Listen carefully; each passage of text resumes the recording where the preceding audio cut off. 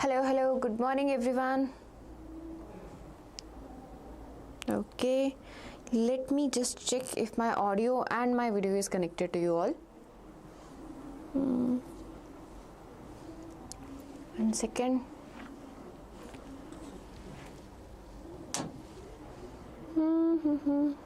Okay, so good morning to everyone actually. First of all, how are you all actually? Okay, how's your preparation going? Yep, it's okay. Yeah, I think we are live. Yes, okay.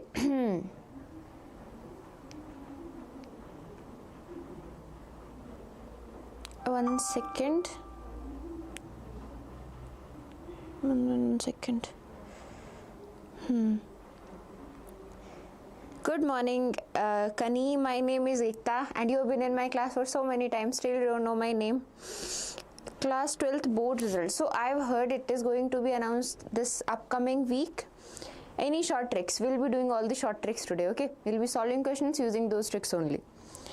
Good morning, Mohi. Mohi, will you take class tomorrow? Tomorrow is not my class. My class is on Monday. Tomorrow is, I think, physics and maths class. Yes, very excited to solve the problem. Yes, let's see. We'll see that, okay? 9 o'clock time is correct time. At few lectures, Diksha Karnataka is 9. 9 time is correct time. Okay, what are you asking, Karni? 20 minutes to go, ma'am. When you will solve thermodynamics? I think thermodynamics is in the next lecture. Next lecture we'll be doing for thermodynamics. Okay, yeah. We started at 10 actually.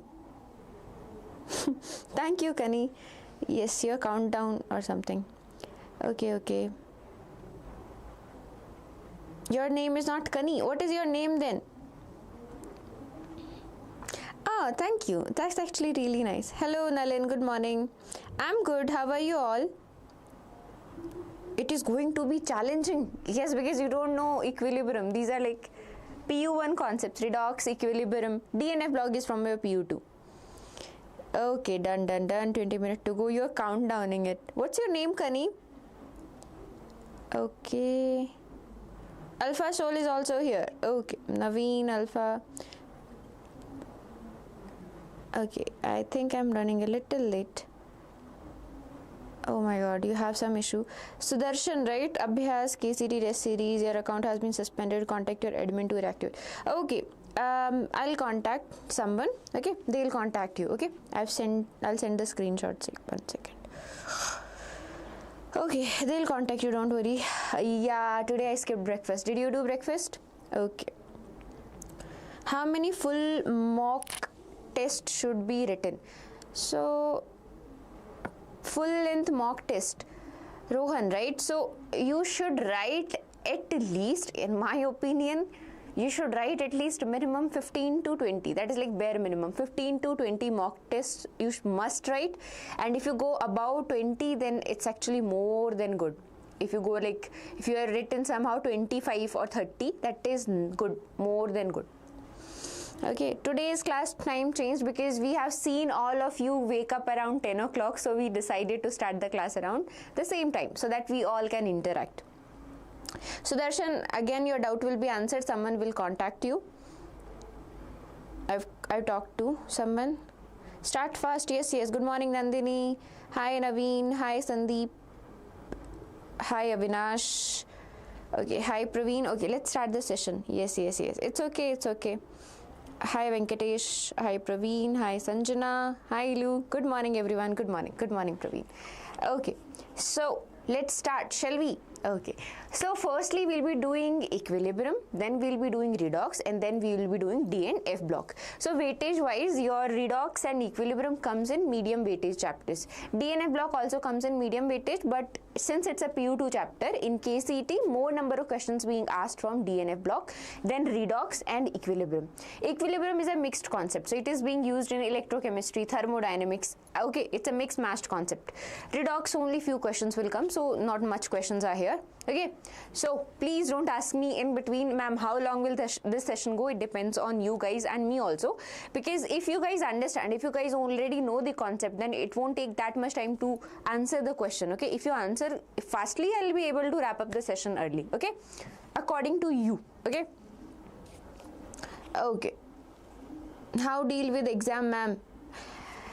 Deal with exam on the day of exam. Till then work, till then study, till then enjoy. Okay, don't deal now because you have some time. Deal on the day.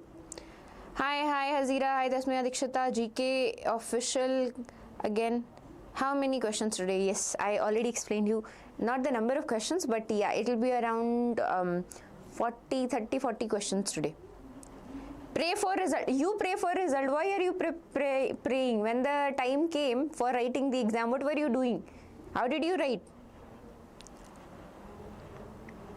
Oh, Kani, thank you actually. What's your name, Kani?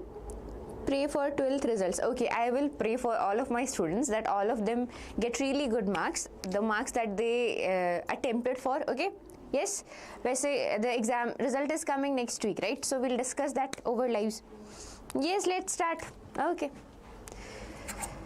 Okay, so let's start with equilibrium first. Basic question. Okay, think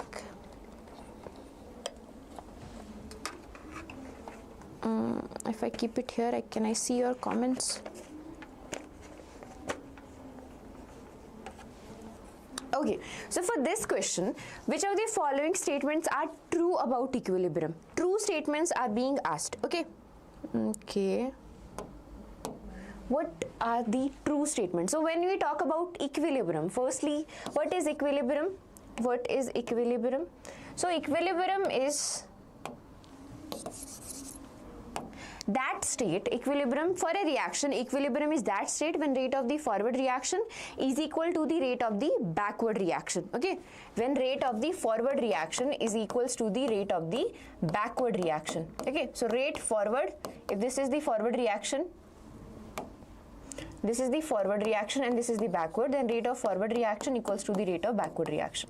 That is your equilibrium, one definition. Second definition is that the concentrations of reactant as well as the product are constant. Concentrations are constant at equilibrium. That doesn't mean they are zero. That means when equilibrium is achieved at particular concentration, let's say whatever be the concentration, okay, those concentration will remain constant. Same concentration of reactant and same concentration of product will be there. Okay, let's say at 10 ml, when 10 ml of reactant is there and 20 ml of product is there, reaction achieved equilibrium. So what will happen now? This concentration will remain constant. The reaction will go on, but your reactant will always be 10 ml and your product will always be 20 ml once the equilibrium is achieved. So concentrations are constant at equilibrium. Now, equilibrium is possible only in a closed system, correct? As I can see, yes. Good morning, Nagraj. Hi, Naveen again. BB2, yes, correct. So equilibrium is only possible when the system is, when we have a closed system. Why? Because if we have an open system, this product will run away. This product will, leave the system. Then what equilibrium you will establish between the reactant and the product? There is no product to establish the equilibrium. So this is correct. Let's move on to the second one. All the measurable properties of the system remain constant at equilibrium. Measurable properties include the quantities that you can measure: pressure, volume, temperature. Okay, so all these quantities are constant at equilibrium. Next, equilibrium constant for the reverse reaction is the inverse of the equilibrium constant for the reaction in the forward direction. So yes, there is this thing when you have this reaction and I want you, the equilibrium constant for this reaction, let's say, is K1, and I want you to determine the equilibrium constant for this reaction. Let's say that is K2. So K2 is nothing but it is equals to 1 by K1. When you reverse the reaction, it becomes the inverse of the original rate. Okay, so yes, this statement is also correct, which means all of you who are answering 2 is correct. Yes, all of you who are answering 2, that is a correct answer. Okay, yes.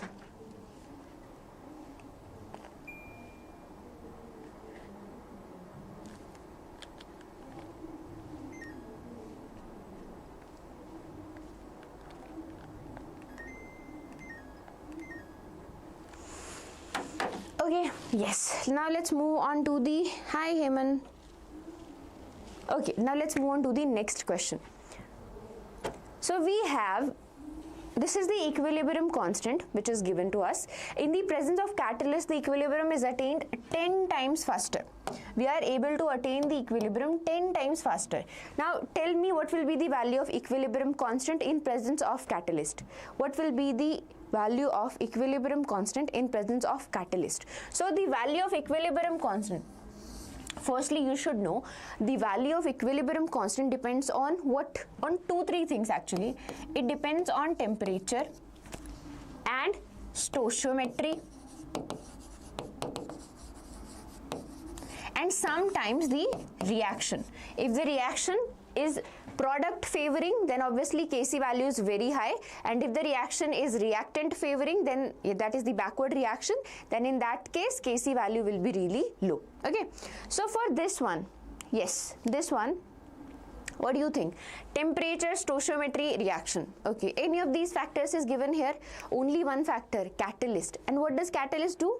Catalyst help achieve an equilibrium faster.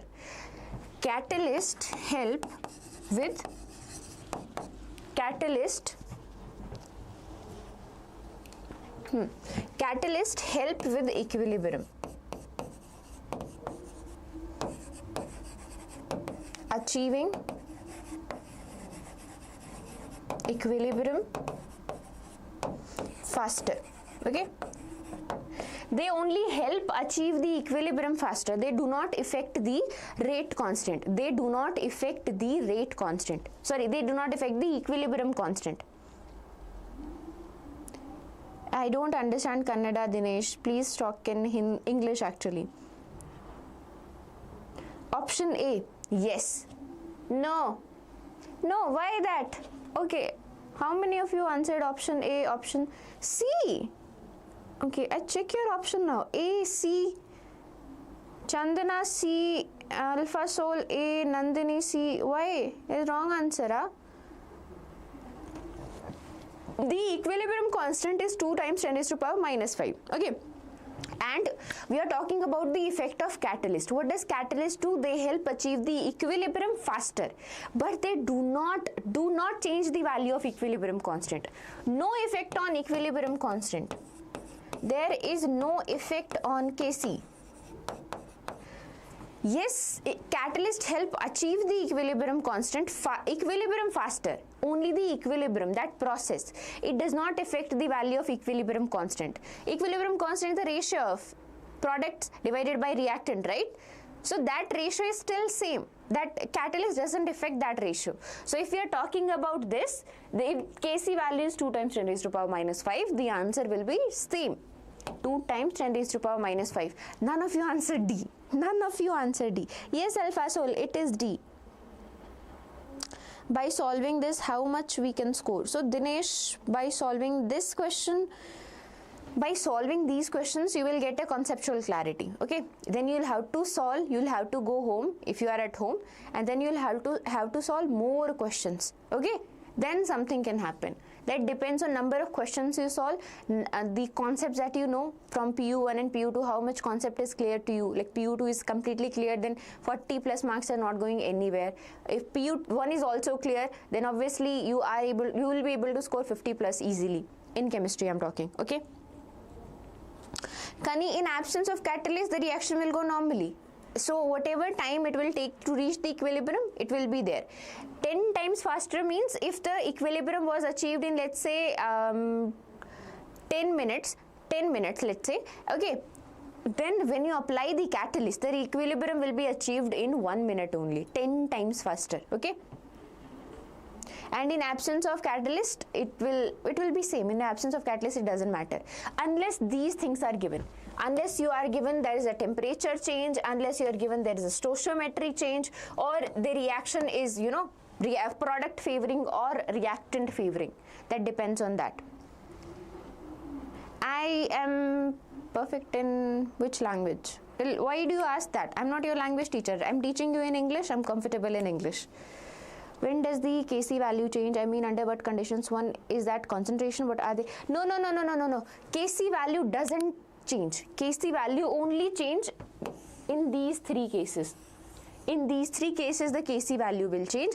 Those you are talking about, concentration, pressure, volume, right? Those are Lee Chatelier principle. They only they influence the equilibrium. They influence this equilibrium. If a reaction is in equilibrium, they only influence this equilibrium, okay? That is Lee Chatelier principle that deals with equilibrium. Equilibrium constant is a different thing. Equilibrium constant is a much different thing, okay? Because this is equilibrium, okay? And equilibrium constant is what?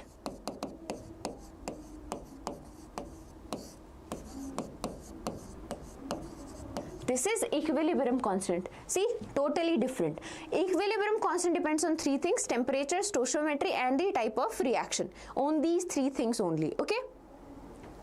Yes, this is useful. Yes, this is useful. All the chapters that we are doing, they are totally useful. That's why we are doing it. We started from the high weightage chapters. Now we are dealing with the moderate weightage chapters, and then at the end we'll go with the low weightage chapters, okay? From equilibrium, you can expect questions from 2 to 3 marks. So 2 to 3 questions. 2 to 3 questions means 2 to 3 marks you can expect. But it's a combined concept, you can say. So sometimes it's being used in electrochemistry, so the weightage may be a little higher, combining with the electrochemistry questions, okay? But don't get scared. I know everyone gets scared about this because equilibrium constant, and then this is chemical equilibrium. Ionic equilibrium is far more dangerous actually, okay? It's more trickier. It's like that, okay? Don't spam Shravan.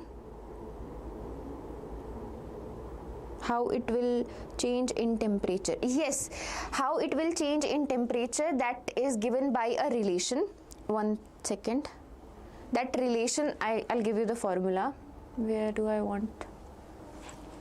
1 second.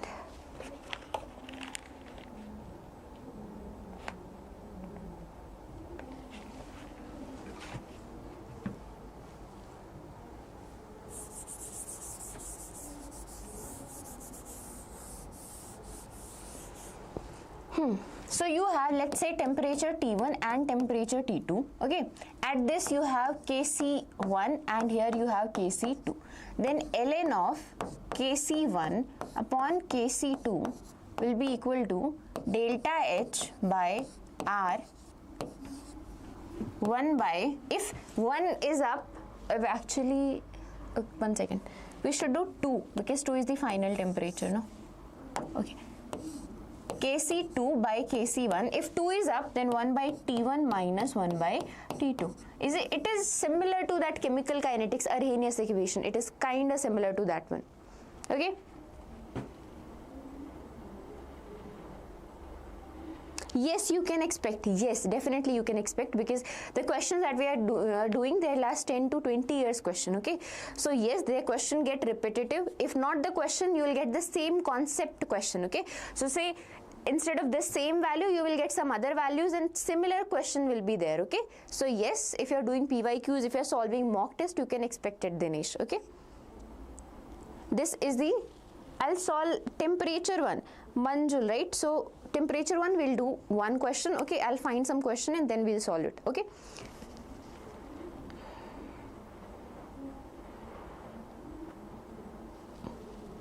Okay, so Chandana, this is the formula by which it changed.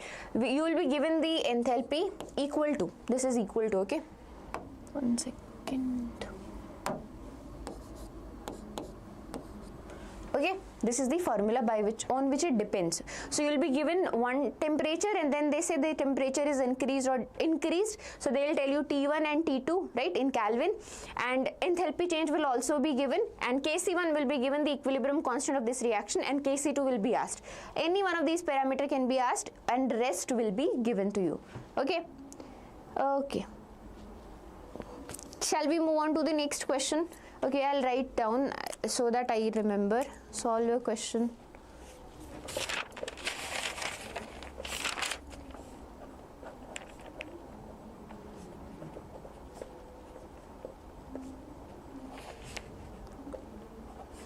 We'll solve one question. It's basically calculation only, okay? Okay, fast class, yes. When can we solve mock test? You can solve right now, Manjul. Manjul, you should solve the mock test right now. You have the time now. After exam, why, who will solve, right? So you should solve it right now, even starting from today. Okay, let's move on to the next question, then we'll deal with your comments. The reaction quotient QC, which is used for in predicting the direction of the reaction, which of the following relation is incorrect? So we have QC, which is our reaction quotient. What is reaction quotient? If we have a reaction like this, reaction quotient is the ratio of concentration of product divided by concentration of reactant. Okay, now you will say, ma'am, what is the difference between QC and KC? So QC is the reaction quotient at any point of time, okay, at any instant you are calculating it, okay. But KC, for KC, one condition should be there: this reaction or the system must be at equilibrium. Must be at equilibrium. KC is only applicable when the system is at equilibrium, okay. Clear? KC is only applicable if the system is at equilibrium. QC is applicable at any other concentration. At any point of time you are calculating, the reaction is going on. It may be equilibrium, may not be equilibrium. Oh, you all are answering. No, Kani is also, only Kani is answering. See, yes, okay. Let's see, which is the incorrect statement. So how does QC and KC depends? Remember it like this. Sometimes it does get tricky. I know that, which is totally normal. Okay, but very easy to remember. See, KC is equilibrium constant, right? And equilibrium constant, how do I remember it? This favors forward reaction. This favors forward reaction. Okay, so if KC is greater than QC, if KC is greater than QC, that means forward reaction is favored. That means forward reaction is favored. Okay, okay. If KC is less than QC, then obviously forward reaction is not favored. That means backward reaction is favored. That means backward reaction is favored. Okay, if KC is equals to QC, if KC is equals to QC, that means we are at equilibrium. Only at equilibrium, reaction quotient becomes equal to the equilibrium constant. Okay, so the system is at equilibrium. So which condition is incorrect here? Very easy. Why, Sandeep? B? How B? How B? KC is lesser than QC. KC is smaller than QC. That means backward reaction will be favored. Reverse reaction is favored. Correct. Clear. If KC is greater than QC, if KC is greater than QC, that means forward reaction is favored, right? That is correct. If QC is greater than KC, again, KC is small. If KC is small, then backward reaction is favored.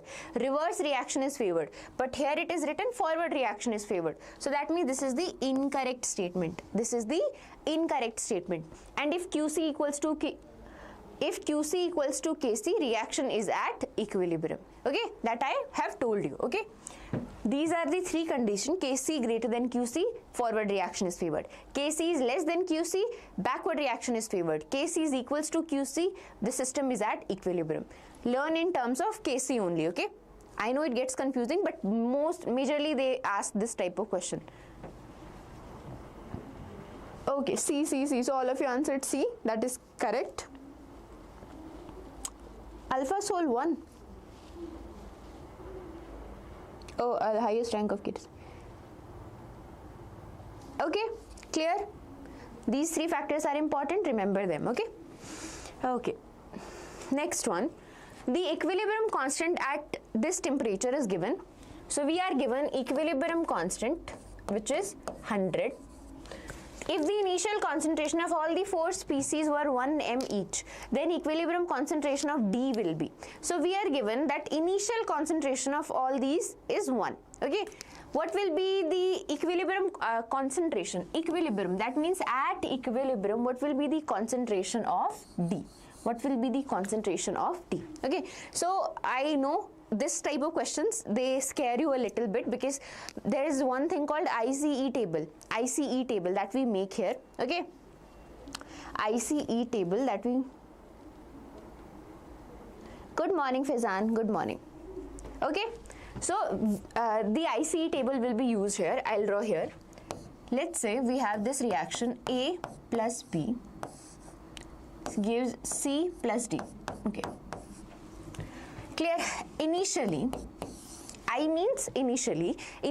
we have the concentration for all the 4 species 1m. So everything has a concentration, this reactant and product have concentration 1 molar. Clear? Thank you. Okay, clear till here? Now we are asked what is the equilibrium concentration. This is the initial concentration. When the system is at equilibrium, that means, let's say, some part of A would have been reacted, some part of B would have been reacted, some more of C and more of D would have been produced. Okay, when reaction is going on, the reactant concentration decreases and the product concentration increases, right? That's a normal way of a reaction going on. Okay, that's how a reaction generally goes. Now see here, let's say X amount, let's say that is the X amount of A is decreased means this is converted into product. Similarly, let's say X amount of B is also decreased. Okay, this much amount has reacted and has been converted into product. Okay, so what will happen here? C will have this X amount. C, the amount of C that is produced will be the same amount that is coming from the reactant. Okay, clear?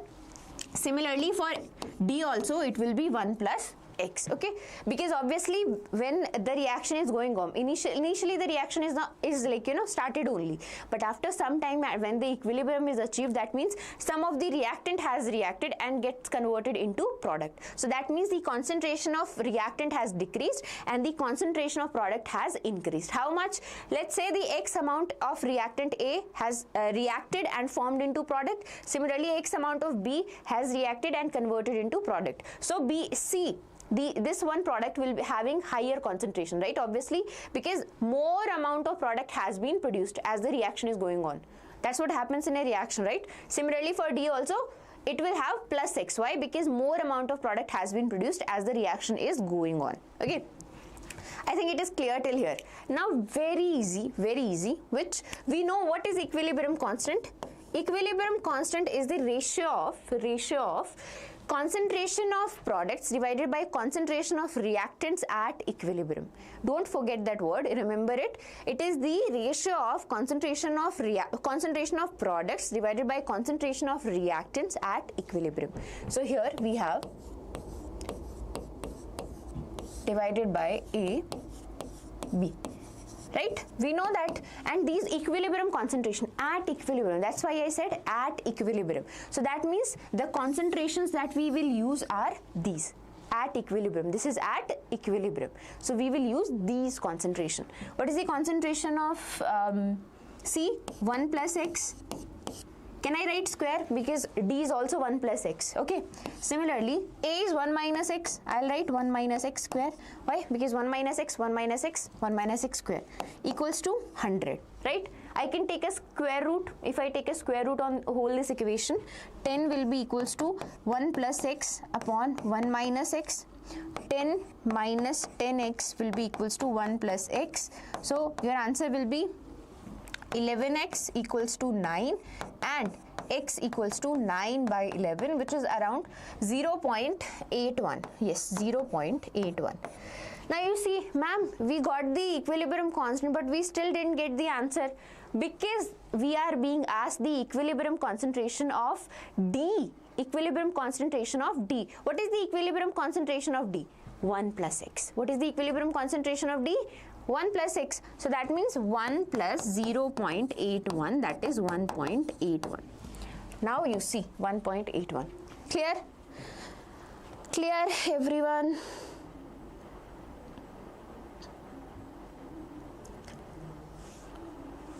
I won't give time for unnecessary questions. My time is also precious. Tasmia, yes, there was a NEET crash course. Yes, there was a NEET crash course. I don't have much idea about that. Okay. AA 1.818. Yes, Vijay. Correct. Sameer, Hazira, Shankar. Good. Okay. 1 second. C. Wow. Hazira, C. Seriously, C. Yes, this is the answer. This is the equilibrium constant. This is the not the equilibrium constant actually. This is the amount of reactant that is reduced, that is decreased, or the amount of product that has increased. X, this is X. This is X, okay? No, P block element is not in your syllabus. Nope, only D and F block is there.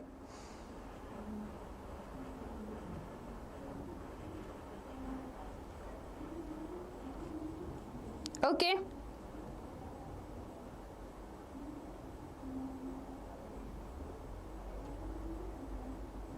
More calculative. Okay, let's see more calculative now.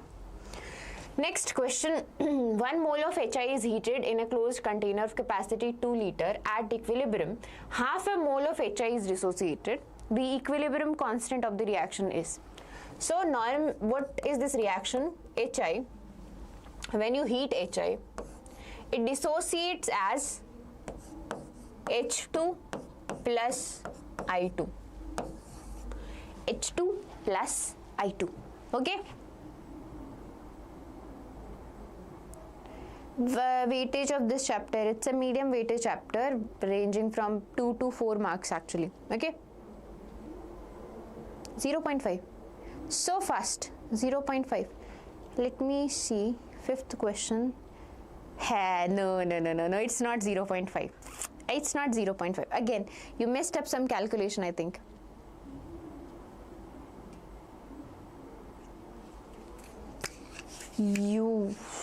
Okay. Let's see how we'll approach this question. So this is the reaction that is happening. 2HI is being heated and HI is being heated and it is getting converted into hydrogen and iodine. Okay, so you are given 1 mole of HI, okay, and you are told that at equilibrium 0.5 mole. So initially you are given 1 mole of HI. How many moles of hydrogen and iodine were there? 0, none, because the reaction just started, right? Now after this, at equilibrium, it is said that half a mole of HI is dissociated. What is the half of 1? 0.5. So that means 0.5 mole is being dissociated. So how much is left? 0.5 is left. So that means this 0.5 mole that is being dissociated, this is being converted into what? Products. This is being converted into what? Products. So that means 0 plus 0.5 here and 0 plus 0.5 here. But will it be like this? Will it be 0.5? Think. 2HI dissociates to give 1 H2 and 1 I2. That means if you have 2 molecules of HI, only 1 molecule of H2 and 1 molecule of I2 is getting formed. That means the concentration is getting in half, stoichiometry, right? According to stoichiometry. So we are not getting 0.5 here. Nope, we are getting 0.5 by 2, 0.5 by 2, which is 0.25. 0.25 of H2 and 0.25 of I2. The stoichiometry is very important because you see when 2 molecules of HI dissociate, 1 molecule of H2 and 1 molecule of I2 is formed. That means, see, from here to here half. Similarly, from here to here half. Okay. So if 0.5 mole is being dissociated, half is getting converted into H2, half is getting converted into I2. Clear? Is it clear? Yes. Is it clear, everyone? This part is clear. If this part is clear, we are almost halfway done. We need to calculate the equilibrium constant only. What is equilibrium constant? Concentration of product divided by concentration of reactant raised to their stoichiometry power. What is stoichiometry? 2. 2 is the stoichiometry, okay, raised to the power of their stoichiometry. Okay, whatever be the stoichiometry, you raise it to the power. Okay, you make it the power. Similarly, if anything was here 2H2, you would have written like this. Okay, but since it's not here, so we won't write it like this. Okay, how much is H2? 0.25. I2 0.25 by HI is 0.5 at equilibrium. What are we calculating? Equilibrium constant. So only this part will matter to us. Equilibrium concentrations. These equilibrium concentrations. So if we calculate it, your answer will come out to be 0.25. Yes. The answer is 0.25. Yes, correct. Yes, I'll repeat it. Don't worry. Ma'am, repeat. Shesharu, now, what's your name? Shesha. Okay, listen. So 1 mole of HI is heated in a closed container. Okay, 1 mole of HI is heated in a closed container. Okay, so if we heat 1 mole of HI, we get H2 plus I2, but we need to balance this equation. So we balanced it. 2 HI gives H2 plus I2. At equilibrium, how many mole was there? 1 mole was there. Sorry, initially 1 mole of HI was there. Initially 1 mole of HI was there. What was the amount of hydrogen and iodine? 0, because the reaction has not started yet. It is just initial concentration, right? At equilibrium. Now at equilibrium, what is written? That at equilibrium, half a mole of HI is dissociated. Half a mole is dissociated. Okay, half a mole means what is half of 1? 0.5. 0.5 is dissociated. So if 0.5 is dissociated, how much is the remaining amount? This is the remaining amount, which is 0.5. Remaining is 0.5 mole of HI. Clear? Now, what about the amount of H2 and I2? This amount that is being dissociated, the 0.5 that is dissociated, that is converted into, where it will convert? It will convert into the products, right?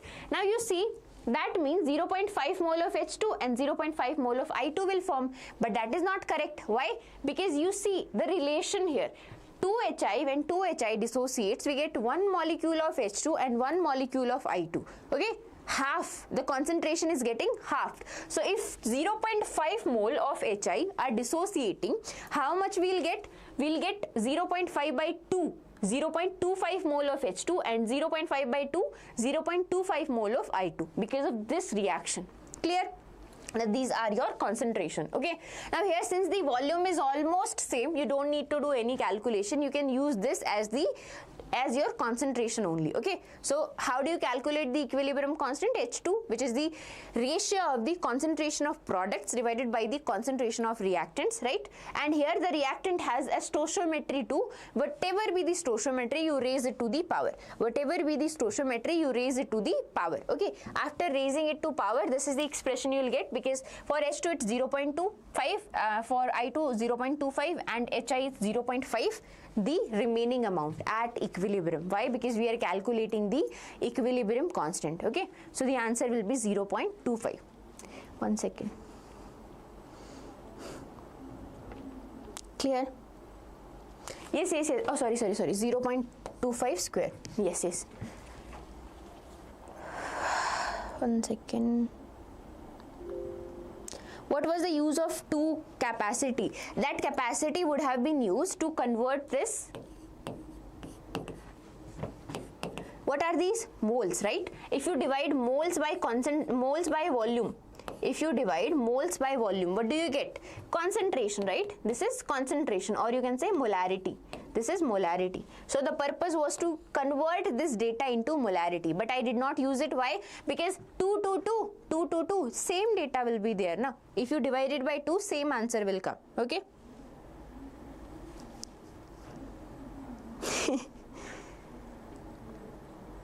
Trick.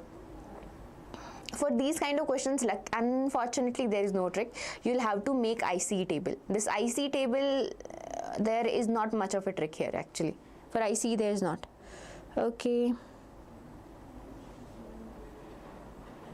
Did I do something wrong? 1 second. Simple calculation, like, okay. High weightage chapters.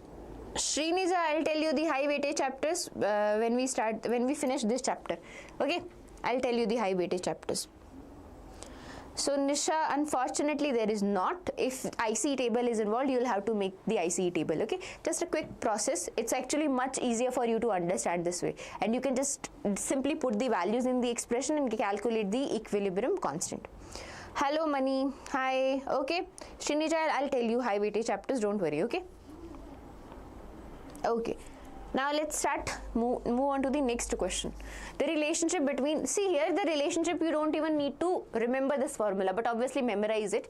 Okay, this formula is already given and this is the reaction that is given. You need to tell what is the value of delta N. What is the value of delta N? What is delta N?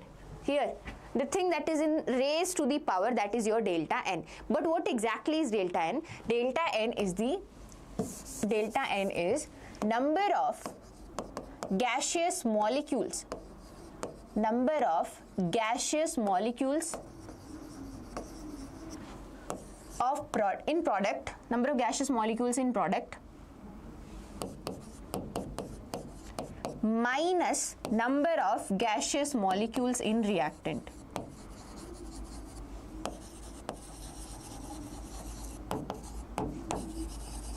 So if you are given a reaction, and in that reaction some molecules are gaseous, some products are gaseous and some reactants are also gaseous, then delta N is nothing but the difference between the number of gaseous molecules in product and the number of gaseous molecules in reactant. Write down this formula because this is the delta Ng. Clear? Because this is the only formula we'll be using today here only, and mostly it's very important for your thermodynamics questions also, for your equilibrium questions also. Clear? Okay. Now see, this is the reaction, right? You need to tell the value of delta N. Delta N is the number of gaseous molecule in product. How many gaseous molecules are there in product? 1 NH3, 1 HCl. 1 NH3, 1 HCl. So that means 2. Minus how many gaseous molecules are there in reactants? How many gaseous molecules are there? It is solid, right? It is solid. That means there is no gaseous molecule in reactant. That is 0. That means that is 0. So delta Ng will be equals to what? 2. Delta Ng will be equal to what? 2. And how many of you answered D? How many of you answered D? D, Vijayalakshmi. So everyone of you, Heyman, that's not. Darshini, we are preparing for KCET here. Okay, so JE notes, I don't think we have JE notes here. Sorry about that. Okay, so this is KCET.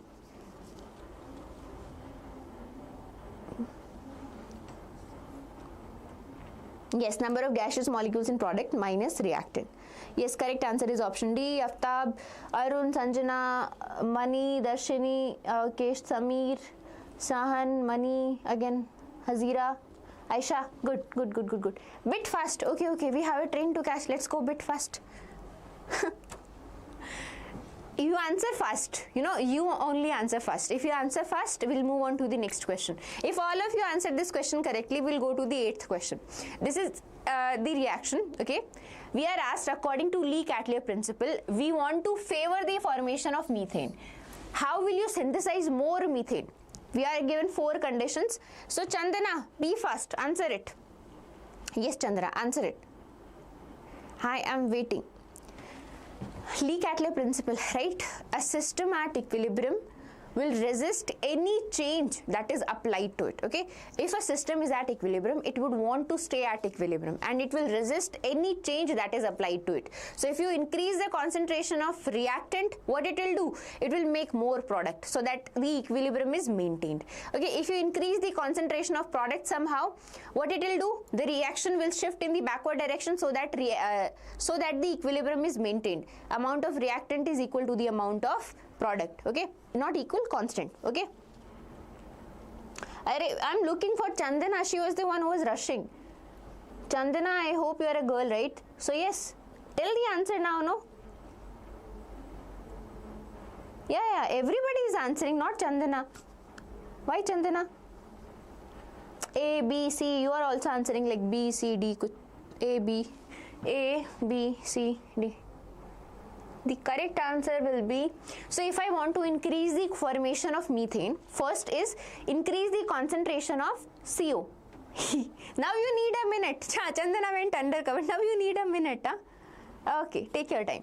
So if we increase the concentration of CO, that means we increase the concentration of reactant. If we increase the concentration of reactant, what will happen?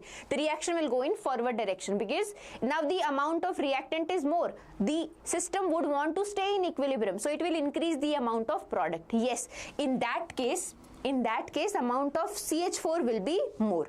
Increasing the concentration of H2O. If you increase the concentration of product, what will happen? The system wants to stay in equilibrium. It will increase the concentration of reactant. The reaction will go in backward direction. So in this case, will CH4 be formed? No. In this case, more of CO and H2 will be formed. So no. Decreasing the concentration of CH4, yes. If you decrease the concentration of CH4, that means amount of product is less. So that means the reactant what will happen? If the amount of product is less, the reaction will go in forward direction to make more product. Okay, so yes, this also favors the formation of methane. And last, decreasing the concentration of H2. If you decrease the concentration of H2, then reactant is less, more reactant will be produced. How? The reaction will shift in backward direction. Clear? Yes, increased concentration of H2 and CO. Yes, so only which option is correct? Okay, I am looking now. Okay, I'll look at your comments. So A and C. That is your option 4. A and C. Yes. Which is option 4.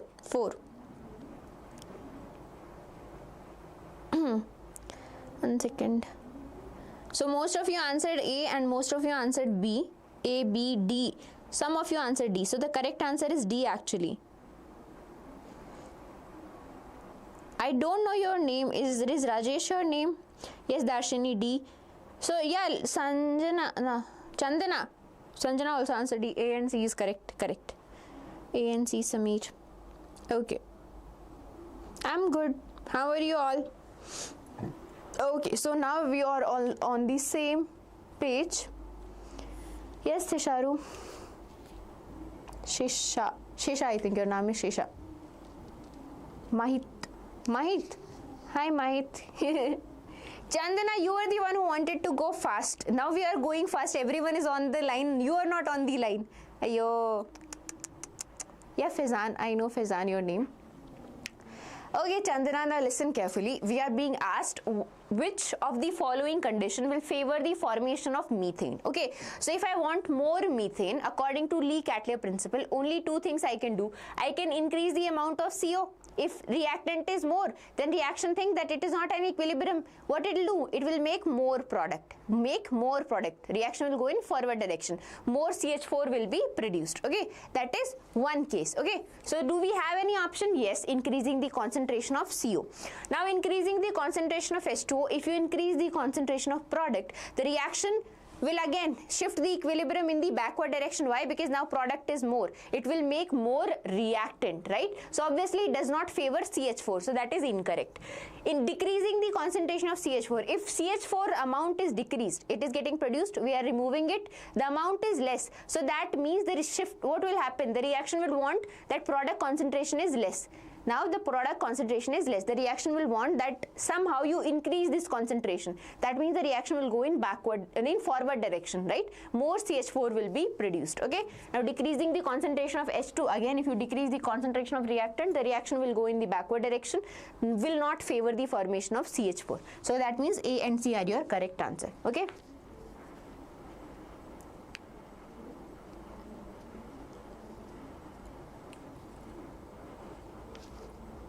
Shesha, your name is Narendra. Okay, Narendra. Now, Chandana, okay. At least you won't say in the next question, go fast, ma'am, because you are the one who lagged us in this question, okay? We all were waiting for your answer and you didn't understand it. Okay, it's okay. Now, let's move on to the next question at our own pace. Okay, for this reaction, the equilibrium constant can be disturbed by. You want to disturb the equilibrium. How will you disturb it? How will you disturb the equilibrium? Addition of A, addition of D, increasing of pressure, increasing of temperature. How will you disturb equilibrium constant? Read the question. It is not equilibrium. It is not equilibrium. Sorry, the Darshan poll is not available. Now see, equilibrium constant. I told you in the second question itself that equilibrium constant only depends on temperature, stoichiometry and reaction, type of reaction. So which thing is here? Addition of A, addition of D, that means we are altering with the concentration. Again, pressure, concentration, pressure, volume, these things, what do they affect? They affect the equilibrium. They affect the equilibrium, not the equilibrium constant. Equilibrium constant is only affected by temperature. Yes, correct, Rajesh. Yes, Faizan, I have taken your name multiple times. Faizan, Sanjana, Aftab, done. Narendra, which reaction? This is the reaction, no? This is the reaction that is given. But we are being asked the equilibrium constant can be disturbed. So we know equilibrium constant only depends on three things: temperature, stoichiometry, and the type of reaction. Which among the following? Temperature, right? These things, these concentration, pressure, volume, they affect the equilibrium, not the equilibrium constant, okay? They affect the equilibrium, not the equilibrium constant, okay? Okay, Mahit. So many of you names, your names are there. Should I remember the question or your names? It's okay if sometimes it happens. I'll apologize in advance. I'm apologizing in advance if I say your name incorrectly, okay? But I'll try to remember as much as I can, okay? Yes, Mahit, I remember your name, okay? Faizan, Mahit. Rajesh is not a bad name actually. It's one of the characters in that Big Bang Theory, I think. Which of the following is the strongest base? So here you should know one concept: what is acid, what is base, and what are conjugate acids and what are conjugate bases. Okay, so if you have three concepts are there: Arrhenius, Bronsted, and Lewis. So we talk about Bronsted and Lewis only because they are the important concepts. Bronsted and Lewis. According to Bronsted concept, acid is proton donor. Acid is proton donor. And bases are proton acceptors. Proton acceptors.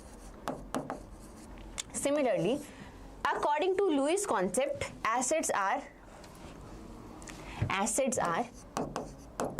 electron acceptors, electron pair acceptors, and bases are electron pair donors.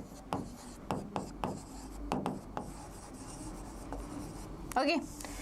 Conjugate base and conjugate acid also. So conjugate bases are formed when CB is conjugate base.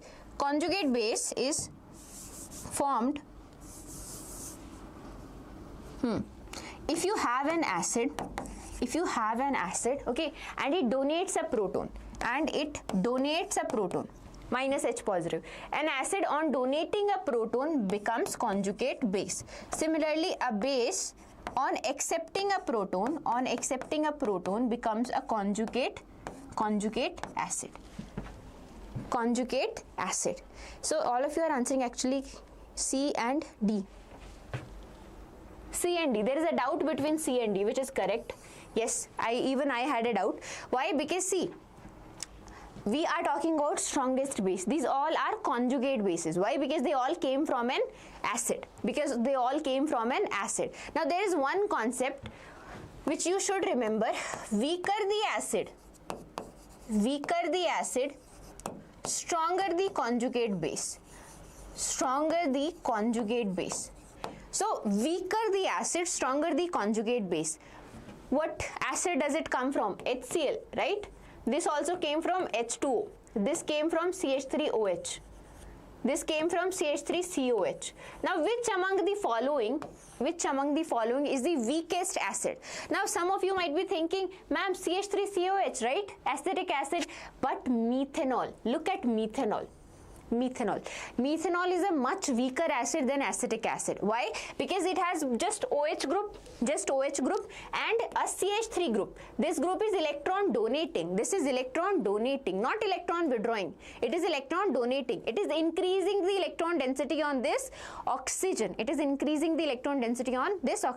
So if oxygen has high electron density, will it act as a base or an acid? It will act as a base, right? It will donate its electrons.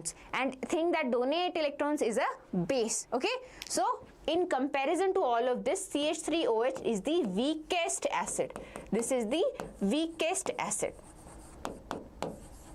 And if it is the weakest acid, that means what? That means it is the strongest. It makes the strongest conjugate base. Question 7. Does it depend on different molecules? One second, let me answer this one. Wow, Samir, repeat. What did you not understand? What did you not understand in this? We have two concepts: acid, bases, on the basis of acid basis classification.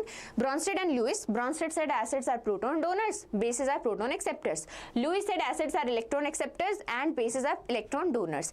We know when acid donates a proton, it becomes a conjugate base. When a base accepts a proton, it becomes a conjugate acid. And one more thing we know: weaker the acid, stronger the conjugate base. Stronger the acid, weaker the conjugate base. We are looking for the strongest base. These all are conjugate bases. Why? Because they have lost a proton. One proton less: HCl, H2O, CH3OH, CH3COH. So which among the following is the weakest acid? CH3OH. Why? Because CH3OH, we have CH3 group, right? Only OH is there and we have CH3 group. CH3 group has plus I effect. It increases the electron density on oxygen. If electron density is high on oxygen, it will donate the electrons. If it donates the electrons, it is not an acid. Then what it is? It is a base. It is a base. So this is the weakest acid. So its conjugate base will be the strongest base. So its conjugate base will be the strongest base. Okay. I hope your doubt is clear, Samir. And I'll go to this. This is your answer first of all. Let me just mark it. Okay. Question 7. One second. Depend on different molecule. Different molecule as in, see, you will have some reactants, some products, okay? So, I don't understand your question exactly. So, yes, you will be having different reactants and different products in that scenario, right? So, whatever compounds are involved in the reaction, only on that, this concentration, this Lee-Chatelier principle, this equilibrium will depend. So, different molecules, I clearly didn't understand your question.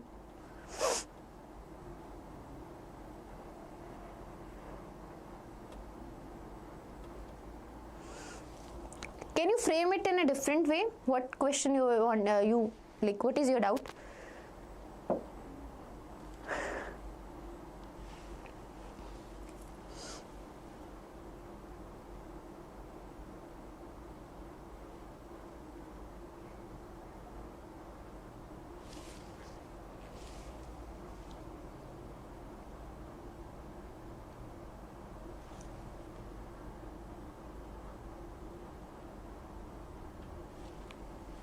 I am doing the questions first. I'll take your doubts at the end of the questions, okay? Hey, literally, if you were here, I would have bro, what is here? Equilibrium constant, it can be disturbed by what? Only 3 factors: temperature, stoichiometry, reaction. We are given temperature here. Read the question, no? If you don't read the question, I won't be there to help you, no? He means that the formation of methane depends on specific molecules. Like, is it different if the reactant is CO or CO2? Obviously, it actually depends on the reaction. The reaction, CH4 can be synthesized in multiple ways. But if we are synthesizing in this way, so that means here CO and H2, only on these two things it will depend. Okay, if CO2 is here, then on CO2 it will depend. That depends on the molecules that are involved in the reaction. Okay. Wow. Yes. Yes, it does change. Wow, I'm flexing my phone. I didn't know that. Flexing. You also earn it with your money, okay? Then we'll see who will flex and all. Okay. I'm not going to repeat this question, okay? This is simple facts. Equilibrium constant depends on temperature, so only one factor will affect it. What?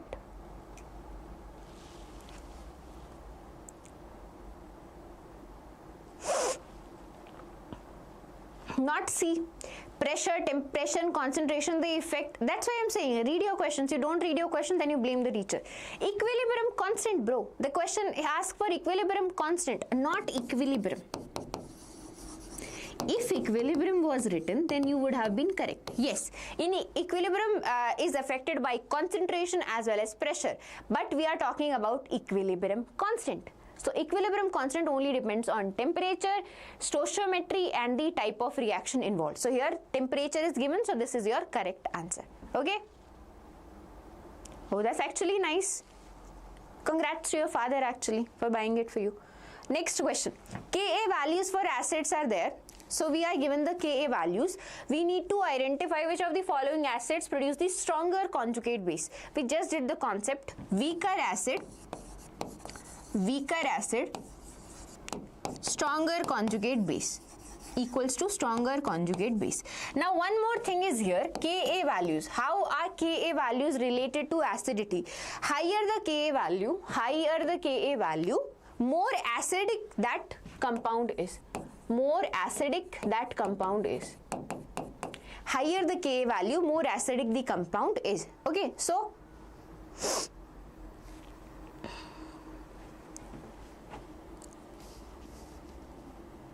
okay, Ka values which has the, so what are we looking for here? We are looking for the weakest acid. Weakest acid will have the least Ka value. Least or lowest Ka value. Which has the lowest Ka value here? I think this one is the lowest Ka value, if I am looking at correctly, -2, -4, -5, -10. So this has the lowest Ka value. That means this is the weakest acid. That means it will make the strongest conjugate base. It will make the strongest conjugate base. So your correct answer is D. HCN has the lowest Ka value.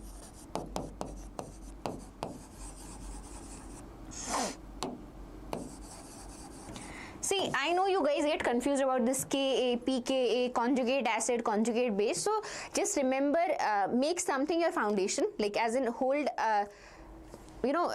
on to one fact and then revolve around that. For example, I know Ka, more the Ka, more acidic that compound is. Okay, I also know Ka and pKa are inversely related. Okay, so that means more the pKa, weaker the acid. Higher the pKa value, weaker the acid. Okay, now one more thing I know, weaker acid means stronger conjugate base. Stronger conjugate base. So again, stronger acid will means weaker conjugate base. Similarly, stronger base, weaker conjugate acid, weaker base, stronger conjugate acid. So you can just intermix. Okay, you don't need to remember all of them. Right, yes, weaker acid, stronger conjugate base. It's not base exactly, it's a conjugate base. Okay, okay, so all of you are answering D and agreed with D. We are moving on to the next question. Which among the following has the highest pH? Highest pH, if we talk about highest pH, that means basic solution, right? Basic. So this is out. This is also out. HCl and H2SO4, they all are acidic. NaOH and NaOH, we have 0.1 m NaOH and we have 1 m NaOH. Which is more basic? Which is more basic? See how easy. Which is more basic? The one which has higher concentration, 1 m. 1 m will be more basic, right? 1 m will be more basic. 1 m means what is the concentration here? The concentration of OH negative is also 1 m because it is completely dissociated. It is completely dissociated. Yes, the correct answer is option D. Correct answer is option D. Why? Because I know both are NaOH, but 1 m NaOH, higher concentration, will have higher pH. Higher pH. Clear? Yes. See, next question. A weak acid with pK this and weak base this mixed in equal proportion pH of the resulting solution. So a weak acid and weak base are added. Weak acid and weak base are added. You need to tell the pH of the resulting solution. The pH of the resulting solution. Hi Praneeth. So tell me, calculate the pH. pH of the resulting solution. Shall I give you the formula? pKa 5.9, pKb 5.8. Clear? And if weak acid and weak bases are mixed, then the pH value is half pKa plus, one second, pKa half pKw actually, yes, plus pKa minus pKb. This will be your pH. in case of weak acid and weak base. Okay, this is hydrolysis, right? This is hydrolysis. That means insertion of water molecules between the acid and bases, right? So it is shown by weak acid, weak bases, strong acid, weak bases, weak acid, weak base, weak acid, strong bases. Okay, these three cases are there. Okay, so if you calculate it, it's straight away simple formula.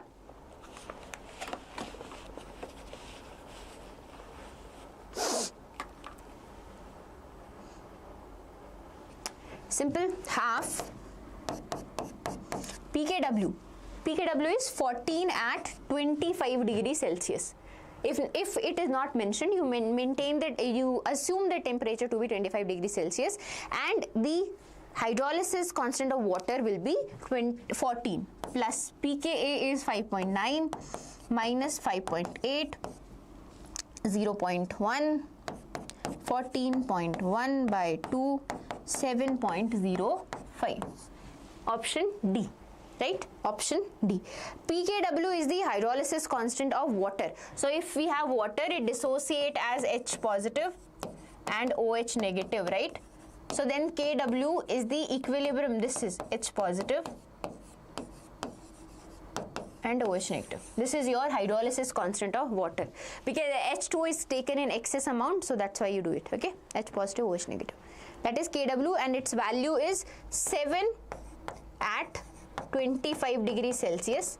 Okay, pKw will be 14 at 25 degrees Celsius. Why I am writing 25? Because this value changes accordingly. If the temperature is not 25, the value will be different. Normally they will give you the value. Okay. Okay.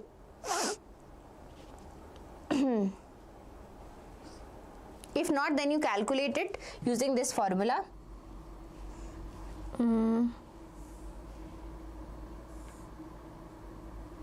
Okay, if not, then you calculate using this formula. ln of Kw2 by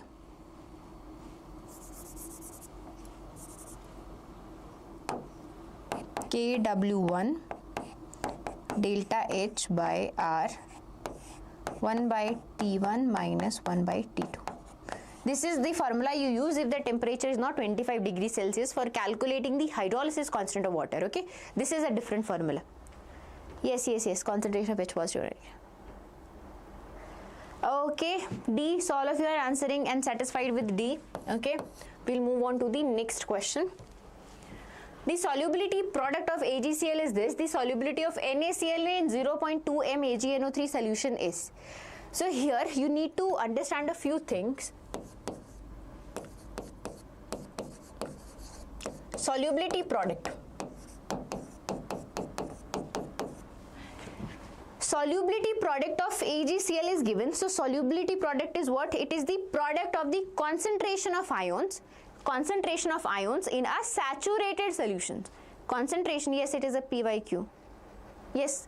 No, this one is not a PYQ. This one is from the expected questions. Okay, last one was a PYQ.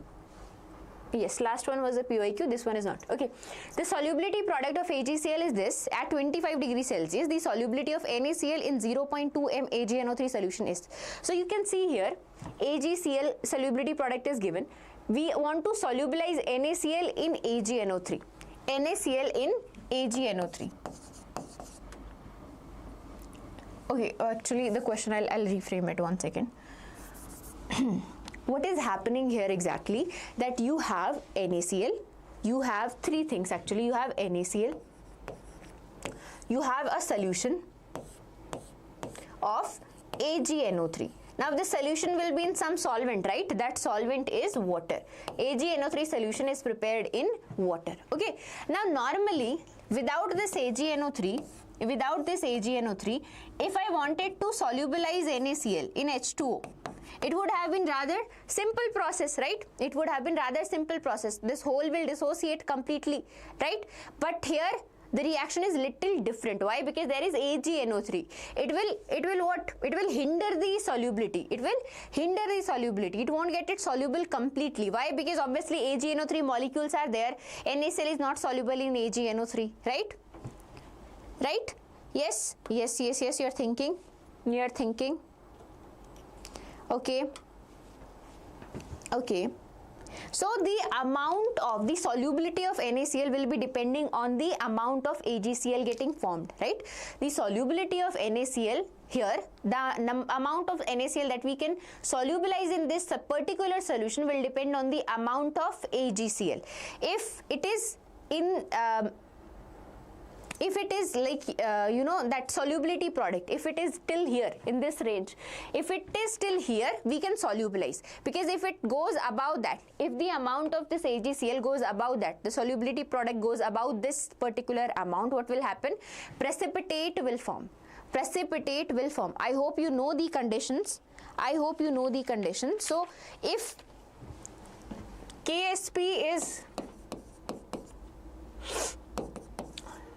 equal to reaction quotient, if KSP is equals to reaction quotient, that means we have a saturated solution, right? Saturated solution, right?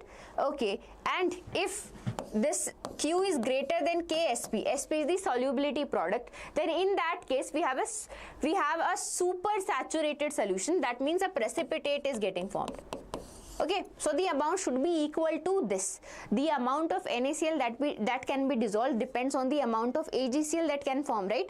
If amount of AgCl exceed this amount, then precipitation will happen. If amount of AgCl exceed this amount, then precipitation will happen. So we want the amount equal to this, because when both of these are equal, that means it is a saturated solution. That means it is a saturated solution. Clear? Yes, so it is clear. So when we talk about solubility product of AgCl, we talk about this, right? Ag positive plus Cl negative.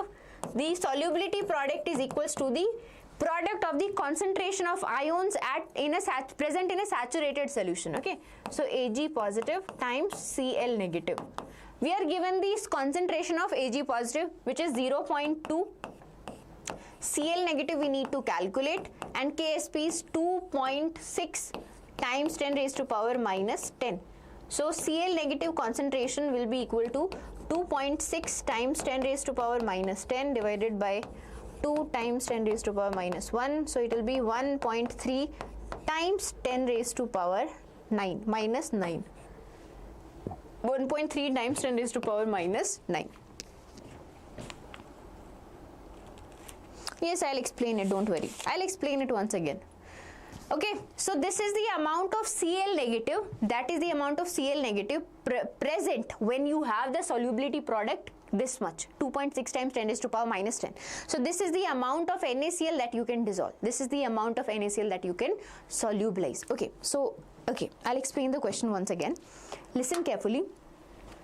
We are given solubility product of AgCl. That this is the solubility product of AgCl.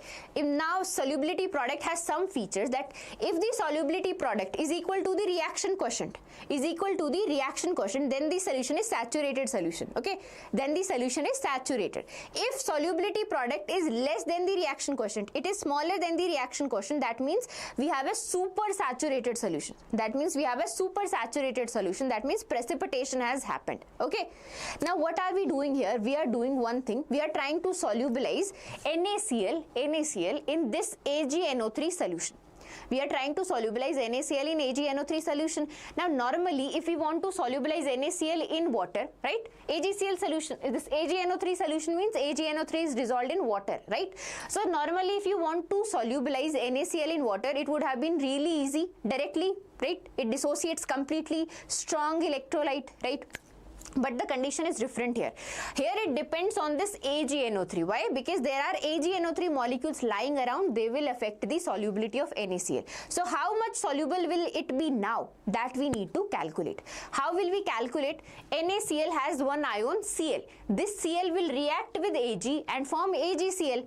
If the amount of AgCl produced, is equal to this amount, is in this range, 2.6 times 10 raised to power minus 10.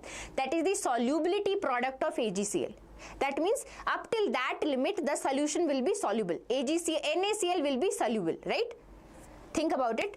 If we are adding NaCl, this Cl is reacting with Ag forming AgCl, and if the concentration is up to this limit, till this is the solubility product. That means up to this amount the AgCl produced will be completely soluble. That means If AgCl produced is completely soluble, that means this NaCl that we have added is being occupied and it is also completely soluble till that concentration. We just need to find that concentration. Which concentration? That Cl negative concentration that is sufficient to get this solubility product. Okay. We are given the Ag positive concentration, we are given the solubility product, okay. We just need to calculate the Cl negative concentration because that amount will be equal to the amount of NaCl that we can add, or the solubility of NaCl. Solubility is the amount of solute added, right, that can dissolve in a solvent, right?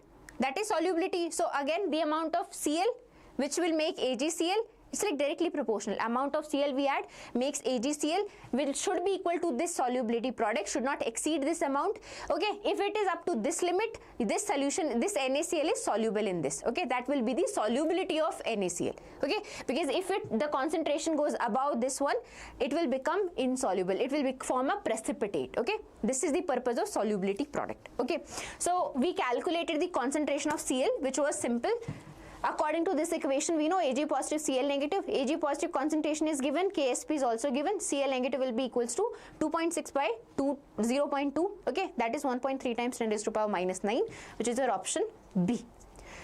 I hope it is clear. I know it's a little tricky because we are not directly measuring it. We are measuring it via a common ion. Common ion effect you have seen, right? Common ion. Okay. So yes, you need patience. Also, yes, I know equilibrium problems are really hard because you don't practice them properly. So here you practice, okay? Once the live ends, please sit down and practice these questions, okay? Once again, solve these questions on your own, okay? The PDF will be shared with you, or maybe you're taking screenshots alongside. You can use that also. Yes, I hope it's like, I know it's complex, but if you just go through it once again, like after this once again, you'll understand it. Why am I talking about this Cl negative concentration? Because this Cl, AgCl, okay, I don't want to repeat it again, it'll get more complex, okay? Okay, you're welcome. Okay, as long as you are studying, I'll put effort, don't worry. Next question, the pH of the solution obtained by mixing this much ml of NaOH and HCl. Again, this will require little bit of your common sense. We have 800 ml of NaOH and 200 ml of HCl. So we know initially when you add equal amount of NaOH and NaCl, if equal amount of NaOH and HCl is there, they will neutralize, form salt, NaCl and water, right? But since the amount is not equal, definitely 800 ml is there, 200 ml is there, okay? Firstly, calculate how many equivalents we are talking. So for NaOH, firstly we calculate for NaOH, we have 800 ml of 0.05 normal, okay? So that is around how much? 40, yes, 40 milli equivalent. So we have 40 milli equivalent of NaOH, clear? Okay, milli equivalent means they are the moles we are calculating. Similarly, how much amount of HCl we have? We have 200 ml of 0.1 N HCl. So that is roughly around 20 milli equivalent. Okay, so we have 40 milli equivalent of NaOH, 20 milli equivalent of HCl, which is extra. NaOH is extra, so that means the solution will be basic. So firstly 20 ml of this, 20 milli equivalent of this and 20 milli equivalent of this will react, right? So how much amount will be left? We will be left with 20 milli equivalent of NaOH. We will be left with 20 milli equivalent of NaOH, right? You just need to calculate the pH of this 20 milli equivalent. You just need to calculate the pH using this 20 milli equivalent. Now, how do you calculate it? How do you calculate it? Very easy.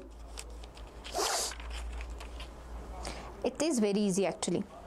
We know that the pH will be basic, but all of these are basic pH, so we can't take a guess. Okay. So what will we do? We will calculate the concentration of OH negative ions. We will calculate the concentration of OH negative ion. Why? Because we have base 20 milli equivalent of NaOH. Okay. So The concentration will be what? Number of moles per unit volume.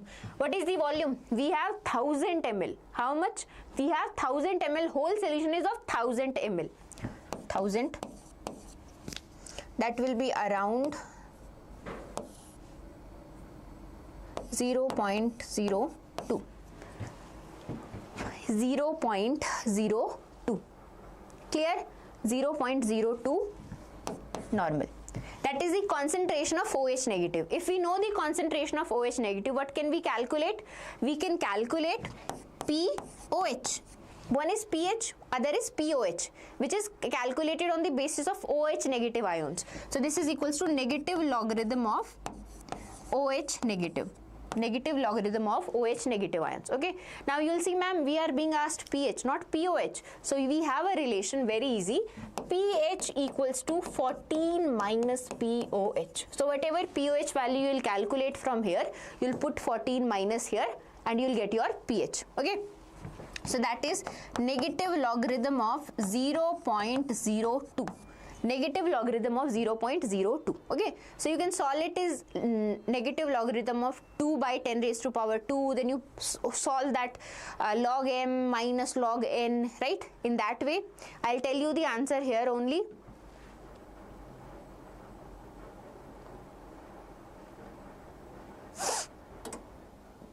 Okay. What will be the answer? You can calculate it. It will come around 2 minus 0.301 2 minus 0.301, which is around 1.7. Yes, 1.7, and 14 minus 1.7 will be 3 to 12.3. 12.3. But evaluation is JE based, so how to handle tricky questions? 1 second. If the exam is, questions are KCET level, how is the evaluation JE based? So as in the format is JE based, question level is KCET, but the exam format is JE level.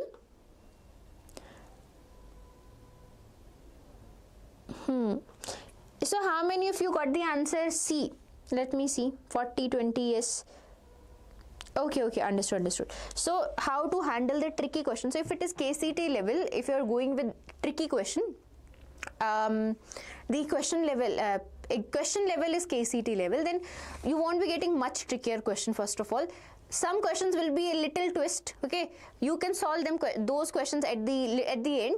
Start with questions that you are more comfortable in. Start with the portion, I think they are mixed match questions, but start with the portion that you are more comfortable in, physical, inorganic, organic, whichever you are. Start with your strongest section, because that will give you confidence while solving the question. Okay, and then go with the trickier questions. Okay, and like after finishing the part that you are confident in, the questions that you are able to solve, then move on to that questions. Okay, even if a tricky question, no question is that tricky.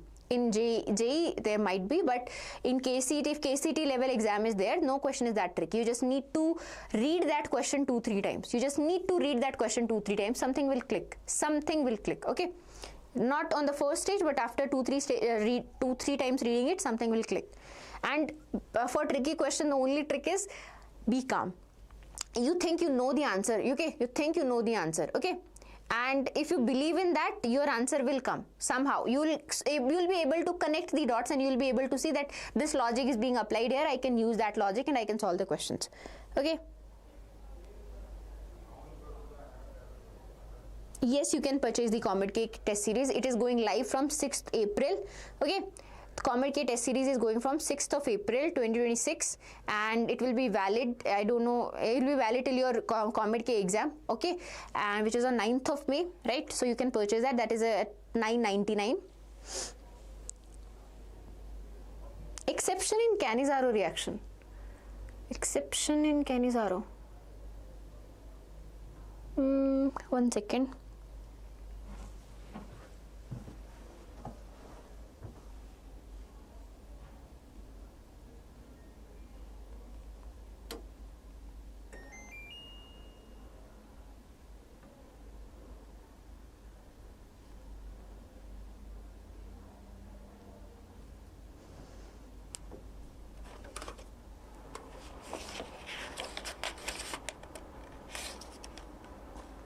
Question is left.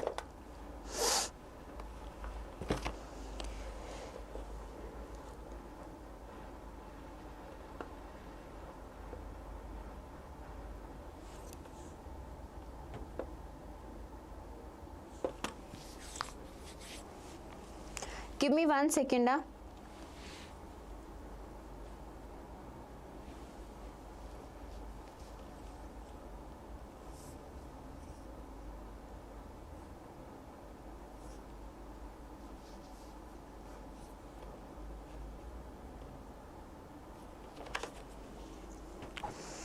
Just 1 second, my phone is disconnected.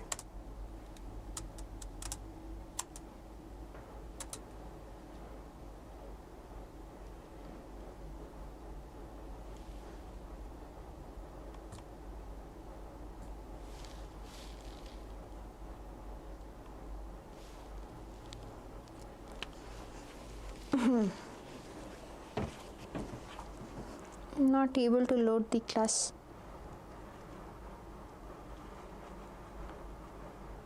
Okay.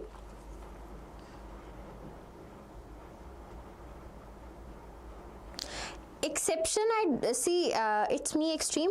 The exception that I remember is that only one, the aldehydes or ketones that do not have alpha hydrogen, they will undergo Kenny-Zaro reaction.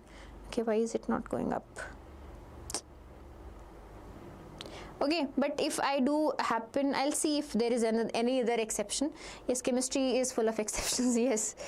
Okay, there are no exceptions in.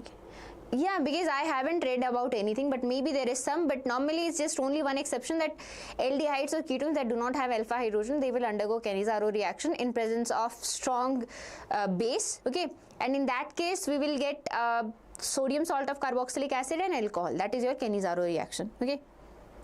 Yes, I know both of you are there. Okay, Darshan, what do you ask?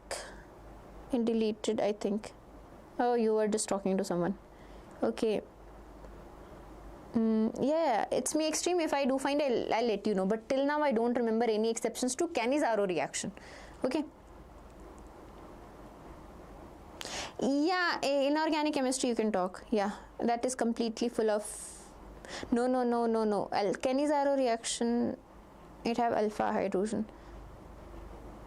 I think one reaction I do come to my mind, I don't remember it, but I'll see it once I'll get through my notes. Okay, let's start with the next question. Okay, it's me extreme, I'll answer you now, don't worry. Okay,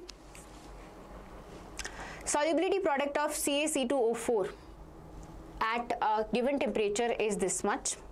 4 times 10 raised to power minus 9. Solubility of CaC2O4 at the same temperature is.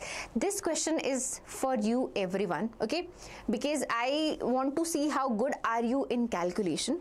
Very easy calculation. Okay. Hi everyone. I was here only, I didn't go anywhere.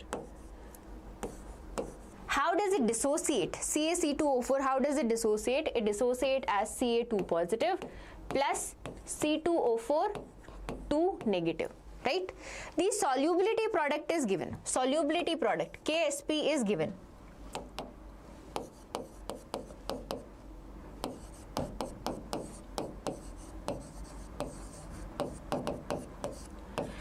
Solubility of CaC2O4 at the same temperature is. Solubility product is given. You need to calculate the solubility of CaC2O4. So solubility product is equal to what? The product of the ions that are present in the saturated solution. So that means this is equal to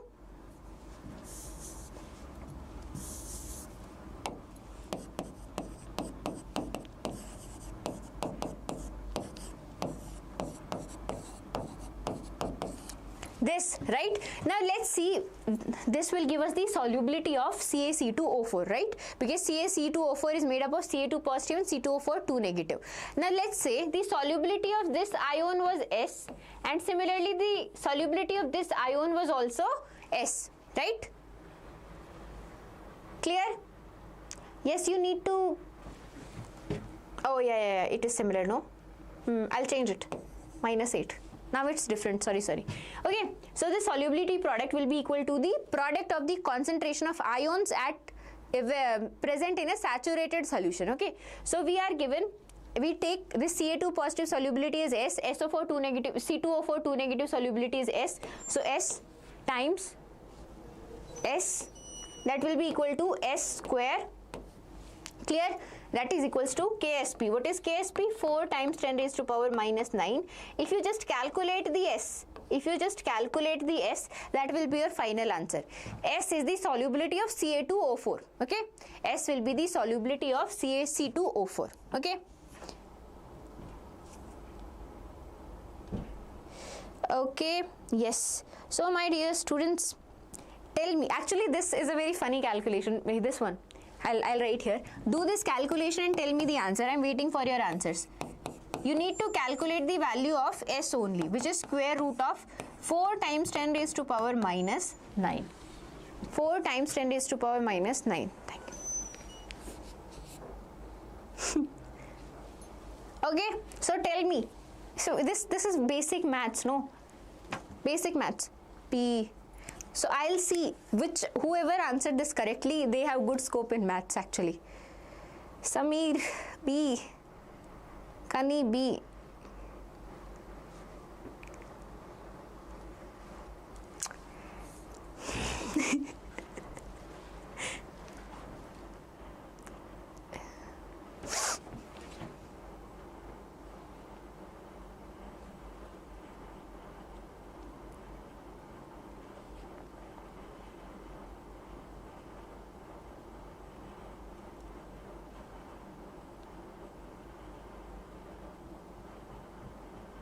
Yeah. Yo, Chandana rocks. She came back again. Yeah. A. Shravant also A. Monish A.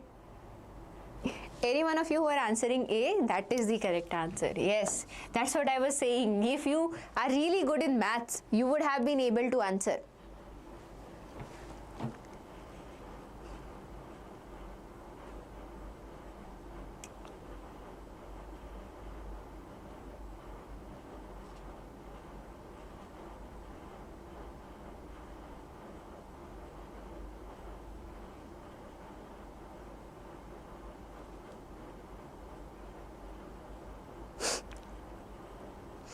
Yay, that was the comeback we needed, yes. So everyone, Indu, Shravant, Monish, then we have Kirti. So all of you guys who answered option A, that is the correct answer. Option B is not the correct answer. Yes, it looks like that, but if you solve it using maths, square root and normal square root and this one, 10 raised to the power minus 9 square root. Yes, that is option A. That is option A. Correct answer. Okay. So it's okay. Flash. What flash? Okay. Okay. Now moving on. My dear students, one more thing I want to tell you again. We have launched a KC30 crash course. The price is now reduced, which is at 1999, 2000. Okay. 1999.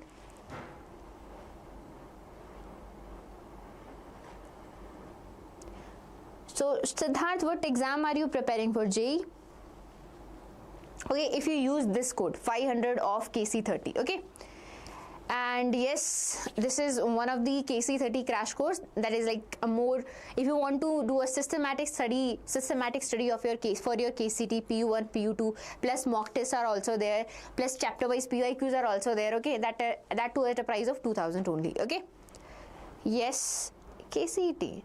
KCET, this is the level of KCET. We are solving KCET questions only. Also, we have a test series that is now available at the price of $9.99, okay, where you will be getting 35 KCET mock tests, chapter-wise PYQs and detailed solutions also, okay. Full PCMB coverage is there. Okay. They used scientific calculator. Okay, okay. But no, you can easily calculate it by yourself also. That is not difficult. Okay, we'll start Redox. Now you don't use calculator in this one, okay? Basically, you'll be doing calculations. Use pen and paper, okay? Don't use calculator for this one because in Redox reaction you have calculations, okay? For Siddharth, see, Now solve the questions here. Do you see there is a difference? And I have seen the test series. The questions are really good. The questions are actually really good. Okay. So if you're preparing for KCET, the questions are really nice there.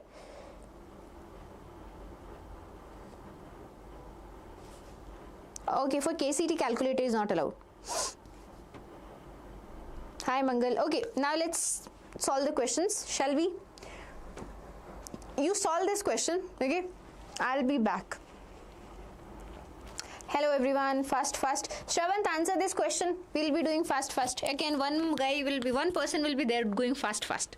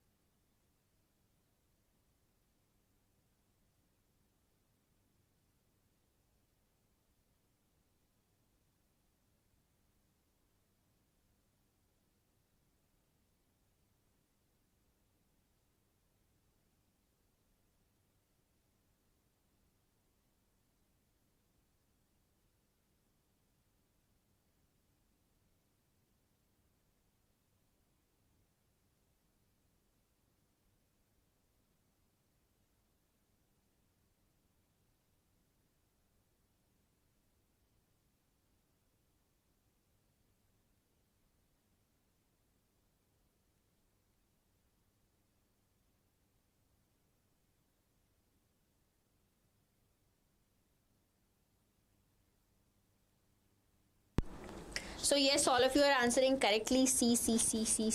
Yes, this one is easy actually. I left you on an easy question. There are tougher ones also. So this one is E again, C. Yes, why C? Because we see here 4 MnSO4. That means here will be 4. A will be 4. Now if we have 4 potassium on this side, that means C will be 2, right?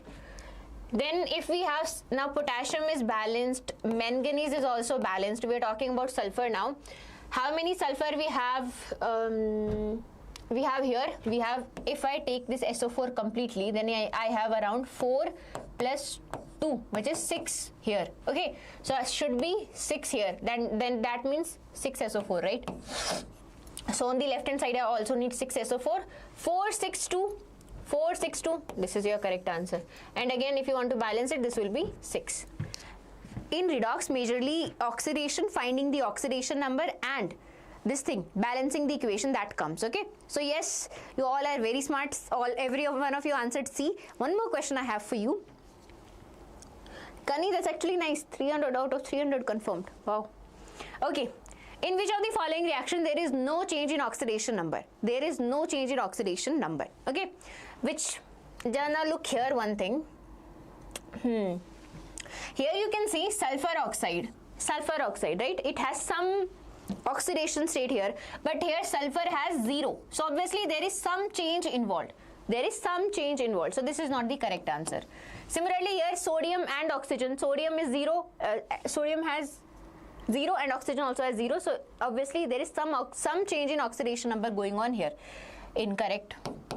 Third question. C. Yes, correct. C. Now here you can see there is no change in oxidation state. Sodium plus 1, oxygen minus 2, hydrogen plus 1, sulfur will come out to be plus 2 minus 8, plus 2 minus 8 plus 6. Plus 6. Okay. Then here we have sodium again plus 1.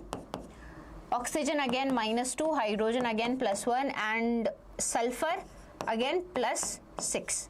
Clear? plus 6. So all the oxidation state are same. Na, sodium, potassium, sorry, sodium, hydrogen, oxygen and sulfur. Okay. So yes, the correct answer is option C. Okay, this one we know. Okay, now we'll move on to the next question, which I am more excited for. Yes, if you balance this, then redox is completely clear to you all.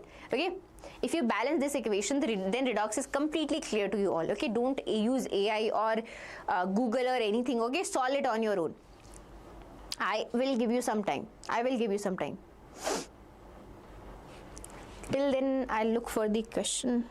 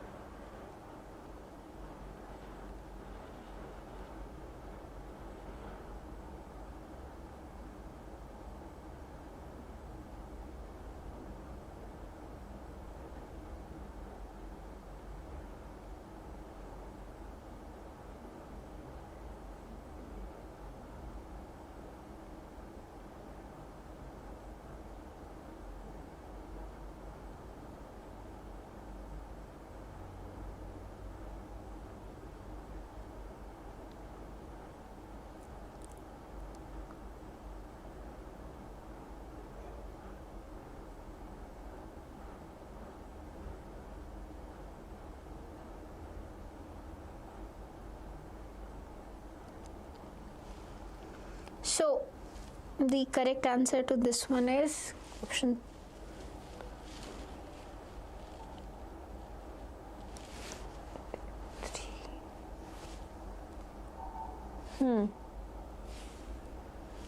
Yes, 5633, correct.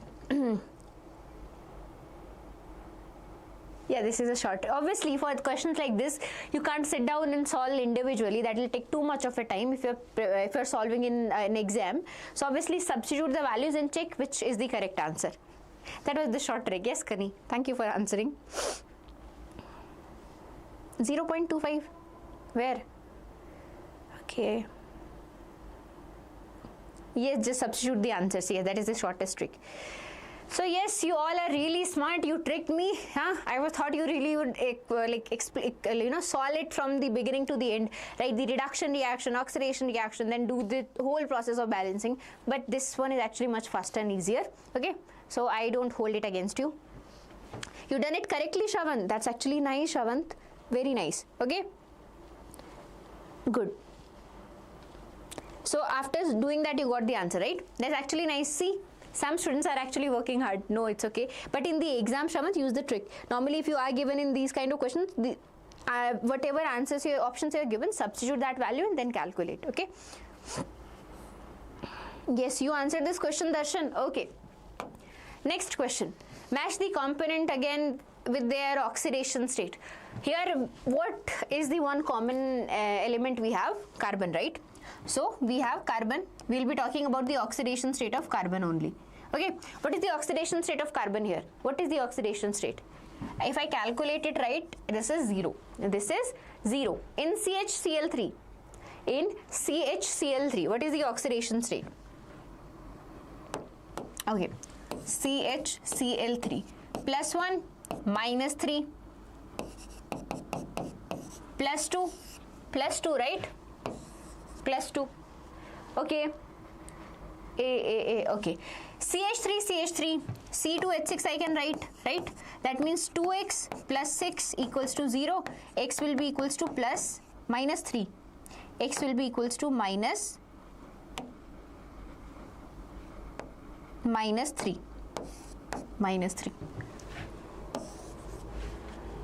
A is 4. From A only you could have predicted it. The answer is option A. Option A, because A is 4 is only in this option. Okay. Okay. Now see, B is 3. C is 2, and D is obviously plus 3. D is 1 plus 3. Okay. You know how to calculate the oxidation states, right? This is the short trick. Just find 2 and match. Yes, this is the short trick. Find the one option that you can match, and then you just simply go with the others. Okay. Yes, every one of you are answering correctly. You are good in redox actually. Okay, I thought it would be otherwise. Oxidation number of sulfur is -1 in which one? -1. Here, iron is in +2, so sulfur will be -2. Here, iron is in +2, plus 2x will be equal to 0, and x equals to -1. So this is your correct answer, option B, right? Option B. Clear? Is it clear to everyone? Right? Ma'am, total how many questions? This one I think I didn't take much questions, because obviously the questions were not asked more frequently. 1-2 questions in 1-2 years. It's like that only. Okay, B. Yes, correct. The correct answer is option B. Next question. Oxidation number of xenon. Barium is 2 positive. How many barium we have? 2 barium. Plus xenon is X plus 6 times -2. 0, because whole compound has charge 0. Okay. So X will be equal to what? -12 plus 4. -12 plus 4 minus 8 plus 8. Plus 8, right? A, C. Ayo, C. Achha, C for A. Yes. Correct answer is option A. Good. Okay, so move on to the next question. Yes, next question. Oxidation state of phosphorus in the following. So you need to calculate the oxidation state of phosphorus. In the first one, what is the oxidation state? +3 -4, right? +3 -4, that will be +1. So this or this, right? Then obviously +3 -8, which will be +5, right? So option D. Only 2 I calculated, rest I didn't. Why? Because obviously elimination trick works here. Okay, elimination trick works here, and you do know how to calculate the oxidation state, right? Magnesium has +2.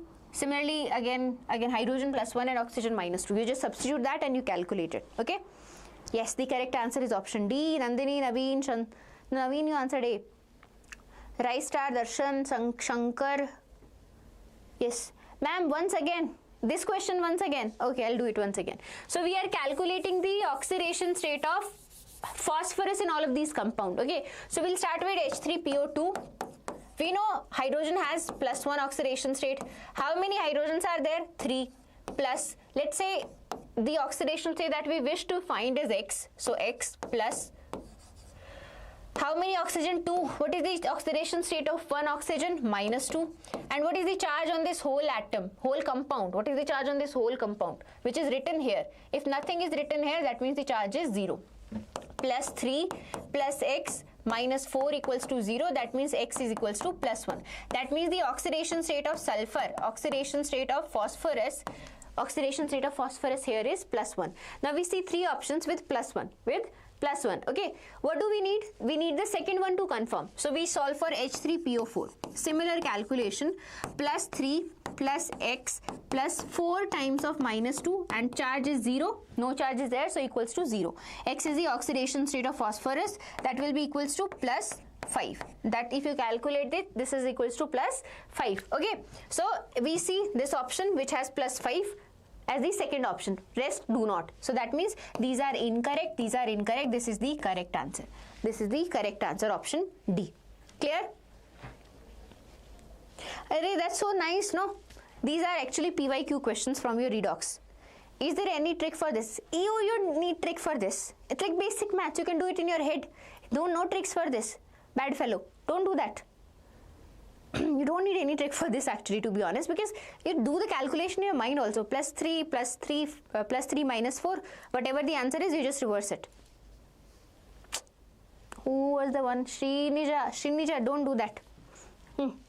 Next question. Oxidation number of bromine. Let's do the calculation in our head. Let's do, shall we? We are asked the oxidation number of bromine only, one bromine. Okay, so 3x, let's say 3x plus 16.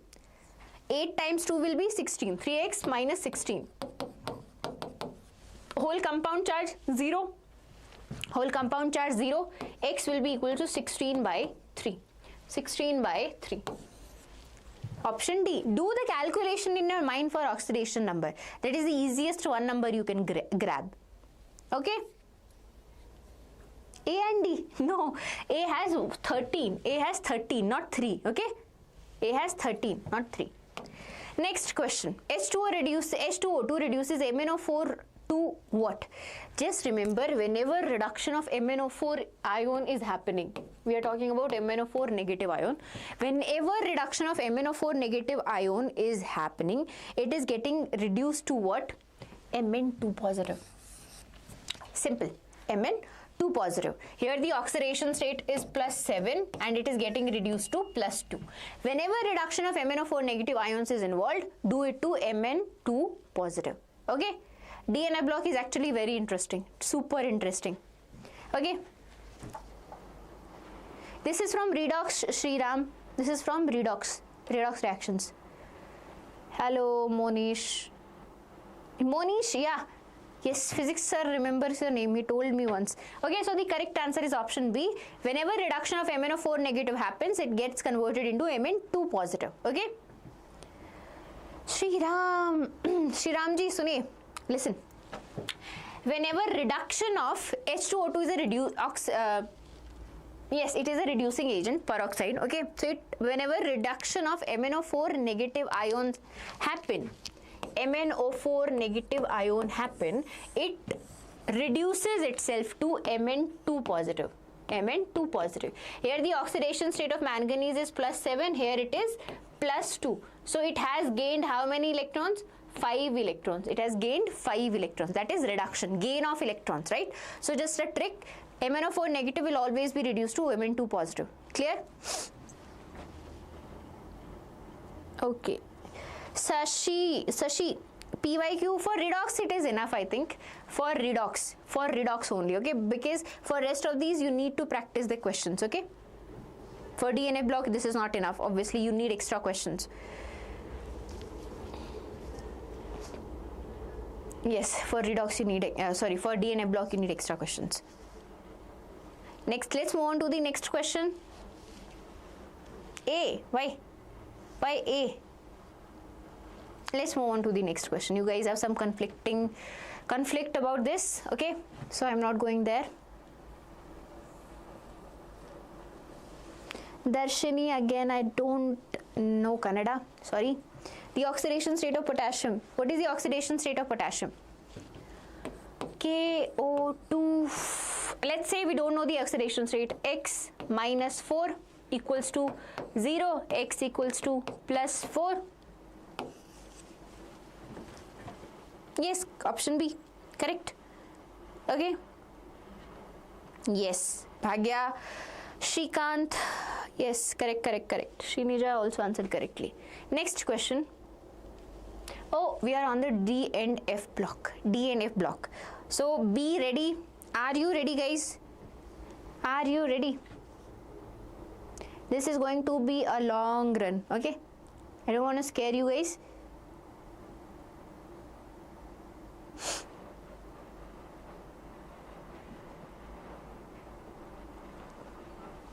Okay, let's start, shall we? Okay. First question on your screens. Which of the following pair is colorless? Okay. Okay, so remember one thing. I'm writing the configuration till here. Scandium, titanium, vanadium, chromium, manganese, iron, cobalt, nickel, copper, zinc. Okay, this is starting from 21 to 29, 30. Okay, 5, 6, 7, 6, 7, 8, 9, 10. Okay, done. So I know the configuration from here is argon. Everyone will have argon, and from here it starts as 3d1 4s2, 3d2 4s2, 3d3. I am writing it so that you guys have an idea, right? Till then you answer me, okay? Which is colorless? For colored in D block element, the color is due to D to D transition. D to D transition, right? If D to D transition happens, only in that case you will see color. And when D to D transition happens, when you have configuration from D1 to D9, D1, D2, D3, D4, D5, D6, D7, D8, D9. If you have configuration like this, partially filled d orbitals, if you have, they can excite the electrons to the higher d orbitals, right? D to D transition can happen. But if you do not have any d electrons, will there be any transition? No electron to send to the excited state, right? And if you have completely filled it also, if you have completely filled, will there be any excitation possible? No, no excitation is possible, okay? So in these two cases, any compound, any ion, or you can say any atom is colorless. Transition in transition elements, transition metals, this is the condition for being colorless. Either you should have a D0 or you should have a D10. D0 or D10. Which among the following has D0 and D10? I'm writing it till then, you answer me. 3D5 4s1, 3D5 4s2, 3D6 4s2, 3D7 4s2, 3D8 4s2, 3D10 4s1, 3D10. Okay, clear? D, yes. So most of you are answering D. Let's see. So yes, for D to D transition, scandium 3 positive will have D0. Scandium 3 positive means D0. Zinc 2 positive also means D10. So both the conditions are there. D0 is there, D10 is there. So yes, the correct answer is option D. This is colorless. Rest are colored. Violet, purple, blue, something like that. Okay. Violet, purple, blue. Yes. Easy and interesting, ma'am. Yes, remember color is due to D to D transition. That can only happen if you have a partially filled d orbital. That is from D1 to D9 configuration. Okay, if you have D0, no excitation can happen. So D0 and D10. In D10 case also no excitation can happen. That's why both of them are colorless. Clear? Ma'am, B is correct. Why you make me do this? Listen, zinc 2 positive, yes, zinc 2 positive is 3D10, correct. Manganese 2 positive. What is manganese 2 positive? If manganese has 2 positive, it is D5, right? D5. D5 means there is chance. These 5 electrons can get excited, right? Because the orbitals are empty.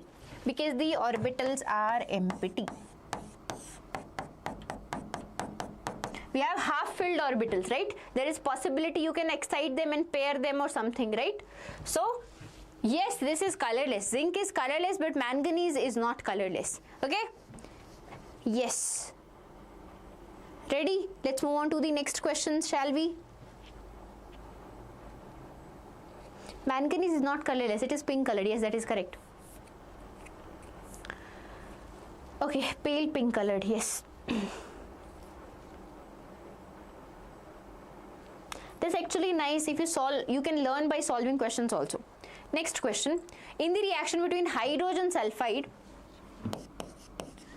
and acidified permanganate,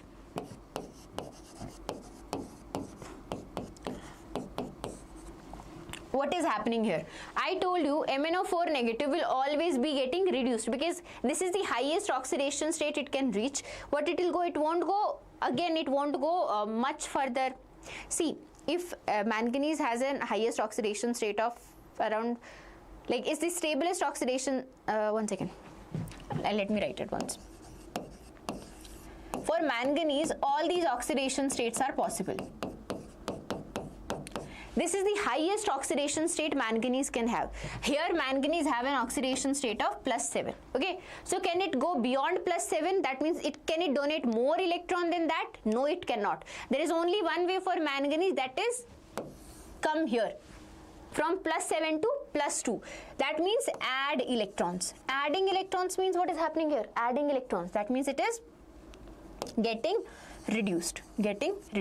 So MnO4 negative will always get reduced. Why? Because in MnO4 negative, manganese has a +7 oxidation state. That is the maximum oxidation state it can have. It cannot go beyond that. If it cannot go beyond that, what it will do? It will go back, right? It will go reduce to +2 oxidation state. That means it will add 5 electrons. Okay, so it will reduce to Mn2 positive. Do we have any option? Mn2 positive? Yes, we do. 3 options. These 3 options. So MnO4 negative is reduced to Mn2 positive. I think we found our answer. Also, when H2S is there, H2S gets oxidized to sulfur. Okay. You do not need to write the complete balanced equation. You just have an idea. MnO4 negative is reduced and H2S is oxidized to what? H2S is oxidized to sulfur because MnO4 negative is reduced to Mn2 positive. This is the correct option we have. Okay. So that is option C. Yes, correct. That is option C. Next question. A member of the lanthanoid series which well known to exhibit +4 oxidation state. +4. Only one member we know from the lanthanoid series, that is cerium. It is able to exhibit +4 and +2 also. +2 and +4 oxidation state, but +4 is its maximum oxidation state. That means it will act as an oxidizing agent, very good oxidizing agent. At +4 oxidation state, it will act as a really good oxidizing agent. Means it will oxidize others and reduces itself to +2. Because it cannot go beyond +4. Okay, so it will reduce itself to +2 and thus will act as an oxidizing agent. That means oxidizing other and reducing itself. Yes, C, cerium. This have, I think, +2. In these have +2 mostly. +2. Okay, these have +2. 1 second. No, this one have +3. Erbium has +3. Yes. Okay. Okay, C. Yes, so everyone is answering C. We all are on track. Yes. Sriram, Shrikant, Sanjana, Nandini, yes, Darshan. Good. Next question. In which of the following pairs both the elements do not have, read the question, do not have N-1 D10 NS2 configuration. Do not have. They do not have that configuration. So here I know zinc has this configuration. Yes, zinc has 3D10 NS2. So this is not the correct answer. Okay, cadmium and mercury also have configuration similar to zinc because they lie like this. In the periodic table we have zinc, cadmium and then mercury. They lie in the same group. They lie in the same group. Okay, so they all will have same configuration. So this is also not the correct answer. Again, zinc is here, so obviously this is not the correct answer. Only this option is there. This has 3D. Copper has 3D10 and 4S1, which is not this D10 and NS2. We're looking for D10 and S2. It doesn't have S2. It has S1 configuration. Okay. Yes. The correct answer is option C, not B. Yes, the correct answer is option C. Clear? See, D block questions are majorly being asked from the electronic configuration itself. Okay, electronic configuration, the type of oxidation states they have, and majorly these kind of reduction reactions, redox reactions. Okay, you'll see. For zinc 2 positive, okay, what is the configuration of zinc 2 positive? Zinc has 3D10 4S2, right? 3D10 4S2, zinc 2 positive will have 3D10. If it is 3D10, that means it is colorless. If it has 3D10 configuration, that means d orbital is completely filled, it is colorless. So first is second, so that means it could be either this option or this option. Let's move on to the next one. Cu2 positive. Cu2 positive has what configuration? Cu2 positive has 3D10 10, 4s1, which is 3d, 9. 9 means how many unpaired electron it has? It has around 1. Only one unpaired electron, right? 9th. So 1 times 1 plus 2, if you calculate the magnetic moment, that will be square root of 3, which is 1.7. So yes, it will have a magnetic moment of 1.73. So 2 is also 2 is 3, 2, 3. So yes, correct answer is option B. B, not C, B. Look here. Copper 2 positive has a electronic configuration of 3d9. That means how many unpaired electron? 1. D9. That means this is not the correct answer, right? Copper has D9, not D8. So nickel have D8. Nickel 2 positive have D8 configuration. And copper 2 positive, 1 electron, 1 unpaired electron. How do you calculate the magnetic moment for 1 unpaired electron? The magnetic moment is equals to n into n plus 2, square root of n into n plus 2, where n is the number of unpaired electrons. Number of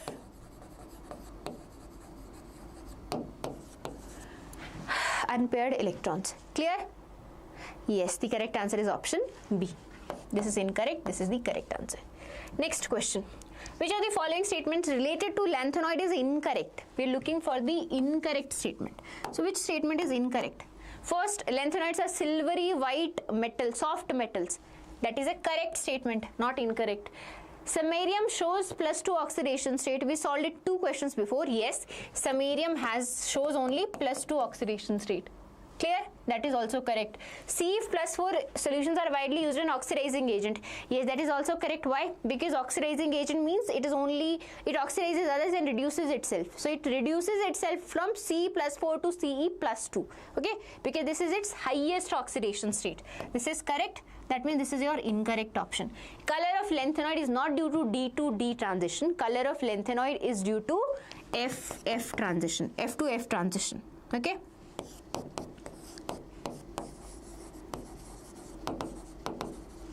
Clear? Clear everyone? Yes. Srinija, you're the only one wrong. Everyone is answering D. Okay? Maybe one is spamming. Let others answer also. Okay? I want to see everyone. Darshan, Shankar, Darshini, Shriram, Nandini, Mohammed. Yes. Honu. What's your name? Honu.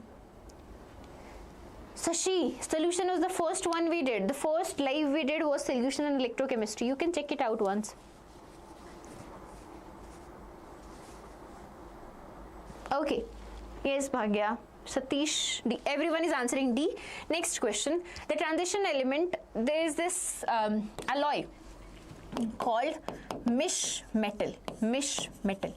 There is this alloy called mish metal. What is it made up of? So it has around 95% of lanthanoids and 5% it has iron. 5% it has iron plus little bit traces of sulfur, carbon, and what do we have? Phosphorus also, I think. Sulfur, carbon, phosphorus, all these are also there. Mish metal. So sulfur, carbon, calcium, aluminum. Calcium and aluminum. Can you tell me where do we use this mish metal? 5th question. Example for 5th question. Example for 5th question. We calculated it, right? What do you need example for? Oh, match the following type questions. Okay. If I find anything, I'll see if there is anything. Okay, so where is this mish metal being used? It's an alloy. Bullets. I read one application that was it is used in flints, cigarettes. You have in cigarette lighters, the lighters you have, they have flint, right? You roll it and they will you call it, they'll what do you call it? You rotate it like this and then it will burn, like the lighter will light up, right? That is like cigarette lighter. In that this have mish metal. And also when you are outside, so to in forest, if you want to have a quick fire, you normally use this alloy. You have this powder something and it's very easy to burn. Flints. Yeah, lighter flint. Yes, correct. Next question.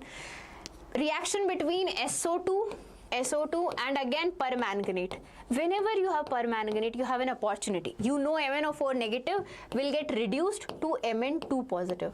It will reduce to Mn2 positive. So which option we have? MnO2. You already find the answer. without even trying. Option A, right? We already know MnO4 negative will be reduced to Mn2 positive. I don't know SO2 is oxidized to what. I don't know that, okay? But I do know MnO4 negative will be reduced to Mn2 positive. So that means this is my correct answer, right? And SO2 is also oxidized to SO4 2 negative plus SO4 2 negative. Clear?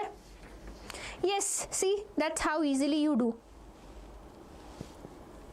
Okay. Next question, yes, everyone is answering correctly. Srini, Ramya,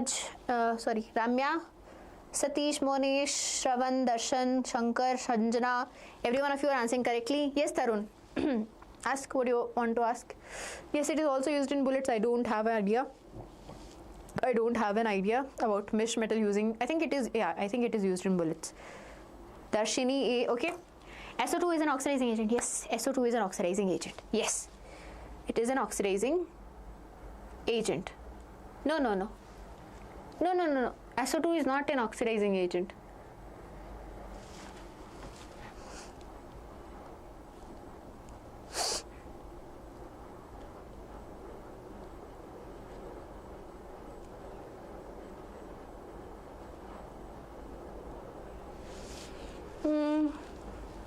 One second. It acts as both oxidizing as well as reducing agent. Depending on the other element, other compound we have, it will behave as an oxidizing as well as reducing agent. Here it is acting as a reducing agent, okay? So both oxidizing agent as well as reducing agent. Next question, which of the following is the correct way with respect to melting point of transition element? So when we talk about melting point, there is a general trend. When we go from scandium to, let's say, zinc, when we go from, yes, when we go from scandium to chromium, actually, not zinc, till chromium we are talking, right? When we go from scandium to chromium, the boiling point generally increases, right? The melting point generally increases, right? Why it increases? Again, metallic bonding, due to metallic bonding. Now, which is the correct representation? Correct. So if we are going from here, I can write scandium, titanium, vanadium, chromium. So vanadium will have lesser melting point than chromium. So this is incorrect. In between chromium and manganese, the order is like this. Manganese has lesser melting point than chromium and iron, both of them, right? Because it has D5 configuration, it has stable half-filled d orbital, and due to this stable half-filled d orbital, it does not form good metallic bonding. If not good metallic bonding, then obviously lesser melting point, okay? So this is also incorrect. No, so sorry, this is correct actually. Did I answer something? One second, the correct answer is option B, no? Yes, the correct answer is option B. Why are you answering? Yes, this is the correct answer. Manganese have greater than iron, that is wrong. Again, titanium has greater than vanadium, again wrong.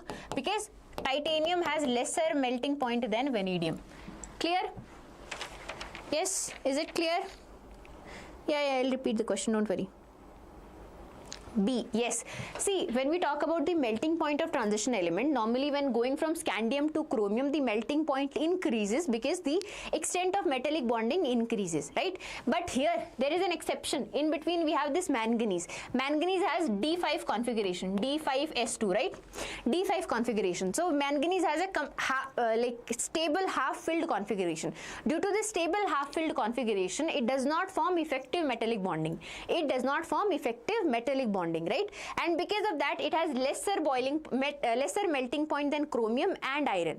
Both. See, it has lesser melting point than chromium and iron. Okay. So again, we go by this trend. Vanadium is greater than chromium. Obviously not, because vanadium is lesser, is lying below chromium. Vanadium is lying below chromium. It has lesser metallic bonding, thus lower melting point. Kiska? Of vanadium. Okay. Here, this is the correct sequence. Chromium has higher melting point than manganese. Again, in between manganese and iron has higher melting point. Why? Because we know that titanium and vanadium, in between titanium and vanadium, we know vanadium will have a greater melting point than titanium. So obviously this is also incorrect.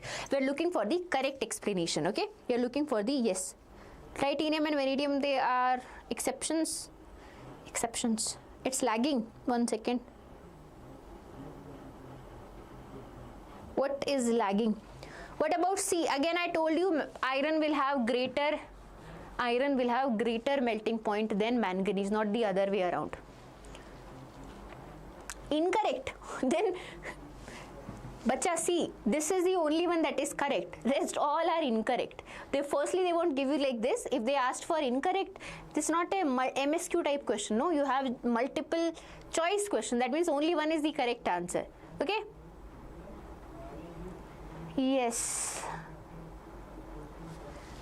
Is this question important? The concept is important. Question is, they can give you different elements also, mix, match and all. Okay, so the concept is important, the concept that we used here. Okay, Kani. Noted. Okay, Alicia. B, C, B. Yes, so B is the correct answer, okay? Remaining questions. Yes, we are doing the remaining questions now. A transition metal exists in its highest oxidation state. It expected to behave as what? Very easy, right? If, let's say, we talk about manganese, right? Manganese has highest oxidation state +7. It cannot go beyond that. That means it cannot donate any more electrons. So what it will do? It will accept electrons. And what is called accepting electrons? Accepting electrons means it is behaving as an oxidizing agent.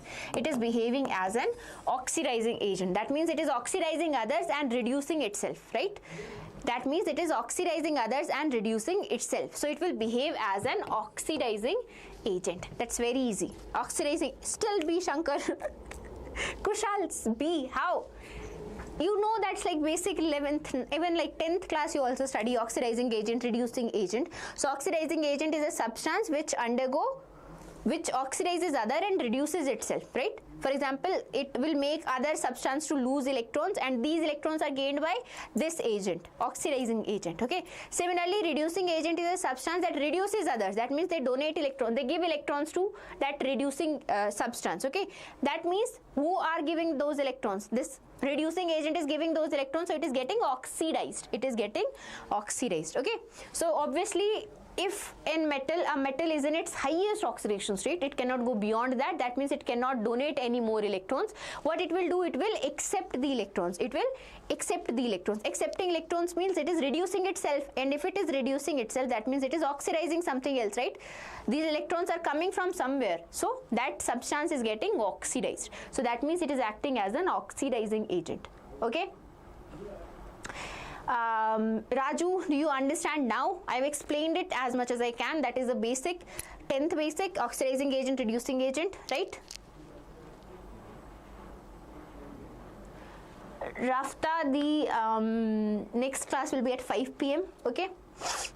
Okay, yes, so everyone agrees the correct answer is A. Raju, I hope you got your answer. I hope you understand now why we talk about this like that. Oxidizing agent, reducing agent. Oxidizing agent oxidizes others, reduces itself. Yes, finally. Thank you. Okay. Next question. What will be the value of X if Fex positive? You have mu. The magnetic moment is known. Mu equals to square root of 24. Okay, one second. I don't want to do extra calculation. Okay. I don't want to do extra calculation. Like, I don't want to do this... what do you call it, quadratic equation. I don't want to solve all that and stuff. So today will be biology class. Yeah, today will be biology class. Yes, so I don't want to do that calculation. I know if I have this is equals to what, n into n plus 2, and this will come when n is 4, right? 4 plus 2, that means 24, right? 4 times 6, 24. So that means my n, number of unpaired electron, is 4. If number of unpaired electron is 4, what is the configuration of iron? Iron has a configuration argon 3d6 4s 2. 3d6 4s 2. How many unpaired electrons I want? I want 4 unpaired electrons. 4 unpaired electrons. Okay. So if I remove these 2 electrons, that is Fe2 positive, I will have argon. The configuration will be 3d6. 3d6 means how many electrons? How many unpaired electrons? 1, 2, 3, 4, 5. 1, 2, 3, 4, 5, 6. Count the number of unpaired electrons. 4. Count the number of unpaired electrons, that is 4. So that means if I want this, if I want my magnetic moment to be square root of 24, that means I need to have 4 unpaired electrons. 4 unpaired electrons means the configuration should be this, Fe2 plus. That means 3d6 should be there. So the answer is option C. How many of you answered C? Correct. That is correct. Every one of you who are answering C. Nitu, that D. Okay. Shalya, Nitu. Okay, now everyone is answering correctly. C. Yes. Next question. The only lanthanoid which is radioactive. One lanthanoid we have that is radioactive, whose isotopes are also radioactive. King, it is not for you only, no, because they are every student is different here. So I need to cater to each and every student. Okay. So it's like that. Okay. I know you understand it. Even I understand it much fastly, but obviously I need to explain the concept behind it also. Okay. Very easy. This one there is no explanation. That is promethium. The only radioactive lanthanoid is promethium. This is a fact. You can learn it. All the copper halides are known except copper iodide. So we know there is copper fluoride. We have copper fluoride. We have copper chloride, copper bromide also, but copper iodide doesn't exist. Copper iodide doesn't exist. Why it doesn't exist? Why it doesn't exist? So simple. Copper iodide doesn't exist because copper oxidizes the iodide to iodine. Copper oxidizes the iodide to iodine. Okay. Why? Because this copper 2 plus is a strong oxidizing agent. Strong oxidizing agent. Clear? Copper 2 plus is a strong oxidizing agent, and this I negative is a strong reducing agent. Strong reducing agent. Okay? Strong oxidizing agent. This is a strong reducing agent. So thus it gets oxidized. Thus I negative gets oxidized to I2.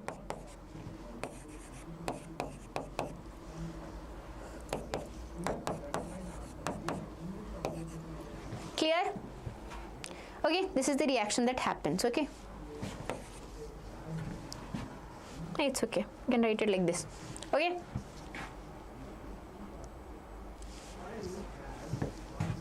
Yeah, I do want to write it. You can write it like this also.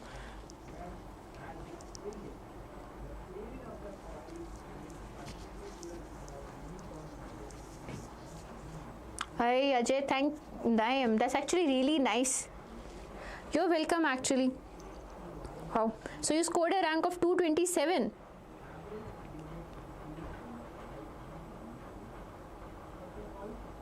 Okay, so everyone agrees the correct answer is option D, because copper oxidizes iodine to iodide. Very good. You should be proud of yourself. Yes. Okay. Yes. Chetu. See. Iodide is bulky ion, that doesn't matter. Even if bromine is also bulky, bond is getting formed. Chlorine is also bulky. If bromine and iodine has comparable size. Okay. Good. Okay, everyone is answering correctly. Now let's move on to the next question. Which of the following does not represent the property stated against it? So when we talk about ionic size, is this the sequence? When we talk about the number of oxidation state, does not. So we are looking for the incorrect answer. This paramagnetic behavior, density. Paramagnetic behavior and density. Tell me which property is wrong for your question number 14. Which property is wrong? I know one. This one is wrong. This one as soon as I saw, I think it is wrong. Why? Because when you go from scandium, then you find chromium, then you find iron.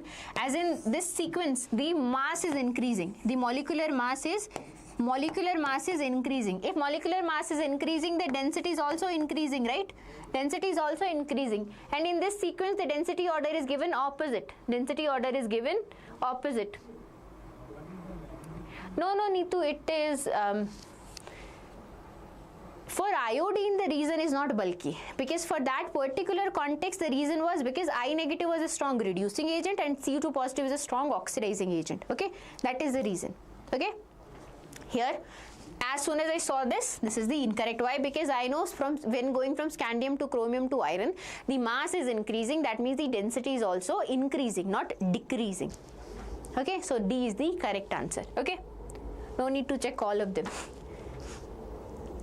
Okay, now see which one of the following is correct for all the elements from scandium to copper. If you go from scandium to copper, what is correct? The lowest oxidation state shown by them is +2. That is correct. That is correct, but partially correct. Shriram, okay, hard questions you want, give the test series. Take the test. There are really good questions there, okay? If you want a challenge, because these are PYQs, and normally your test series have harder questions than your normal exam. Why? Because they want to prepare you for a little tougher. They want to prepare, you know, little tougher questions will be there, so that you get prepared for those questions. Because in exam normally the level is a little easy, but maybe, you know, it can fluctuate. Why to fear? Why Rita? Firstly, my name is Ekta. Don't rage bait or something. My name is Ekta. I'm your Ekta ma'am. Okay? Okay. Yes. Answer this question. A, B, C, D. Everybody answered all of them. So Cu. Yes, that is correct. But copper is the exception. No, copper has +1 oxidation state. Copper has +1 oxidation state. So this is not correct for all of them. 4s orbital is completely filled in ground state. That is correct. Again, for not only for copper. Why? Because copper has a configuration of 3d10 and 4s1. It has half filled s orbital. The 4s orbital is not completely filled in this case. So this is also incorrect. 3d orbital is not completely filled in the ground state. That is correct. No. 3d orbital is not completely filled in the ground state. 3d orbital is not completely filled in the ground state. For copper it is filled, right? For copper it is 3d10. We are not talking about zinc here. From scandium to copper we are going. From scandium to copper we are going. We are not talking about zinc. Zinc has 3d10, right? But here also it is saying 3d orbital is not completely filled in the ground state. So that is incorrect. Why? Because for copper the configuration is 3d10 4s1. So that means the correct answer is option D. Also, any element in its oxidation state +2. From here, scandium to copper, all the elements in their +2 oxidation state are paramagnetic. That means all of them will have unpaired electrons. Okay. Even copper, if it loses 2 electrons, it is 3d9. 3d9. That means one unpaired electron is there. That means one unpaired electron is there. Clear? Yes, the correct answer is D. Correct answer is option D. Next question. Which of the following pairs has both the ions colored in aqueous solution? Where both the ions colored in aqueous solution. So obviously they should have D to D transition. That means D1 to D9, D1 to D9. Okay, which have D1 to D9. Okay, this is 0. If this is 0, then obviously this option is wrong. Okay, titanium 4+ is also 0, wrong. This is correct. This is correct. Titanium Mn2 plus D5, it is also there. No. Wait a second. Titanium is 3D12S2. So 3D1 it have, right? Copper +1, it is 3D10. So no, this is copper +1. Copper +1 is 3D10. 3D10, completely filled. Okay. So that means correct answer is option D. Correct answer is option D. Both have unpaired electrons. Yes. Good. Everyone agrees. Good. Next question. Cu2Cl2 and CuCl2 in aqueous medium. Which is more stable? Which is more stable? Cu2Cl2. Cu2Cl2 and CuCl2. Cuprous chloride and cupric chloride. This is cuprous chloride. Here the copper is in +1 oxidation state, and here the copper is in +2 oxidation state. Cupric chloride. You tell me which is more stable. Cuprous chloride or cupric chloride. +1 means the configuration is 3D10. Here the configuration is 3D9, right? 3D10 and 3D9. Which is more stable in aqueous medium? Remember, we are talking about aqueous medium. H2O we are talking about. Okay. So when we have aqueous medium, so in that case there is one more energy involved. That is your hydration energy. Hydration enthalpy actually. Hydration enthalpy. So when this copper 2 positive interacts with water, it releases high amount of hydration enthalpy.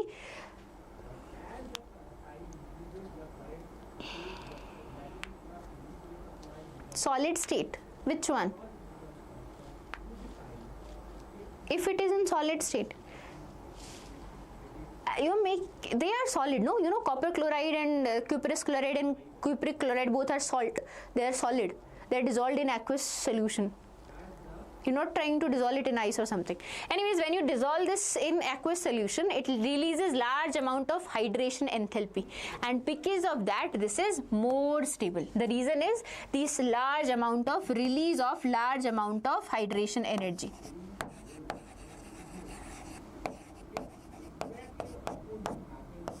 Of hydration enthalpy. Okay, yes, correct answer is option D. I think this was our last question. Okay, before that I want to actually, yes, one question was being asked by one of the students, exception to Cannizzaro. So yes, there is few exception which I can figure out. 2 exceptions majorly are there. Okay. Okay, King, I'll take your complaints to someone, okay? The authorities and all. Okay, please stop spamming. Okay, we have exception. The first one is we have a compound called we have a compound which is your, which one compound? Isobutyryldehyde. Isobutyryldehyde. Butyryldehyde. This is an exception actually, not because this is supposed to go under aldol condensation, but it doesn't undergo. That reason you will see right now. Okay, that is one, and the second one is internal Cannizzaro, which also don't happen. Okay, this is the compound.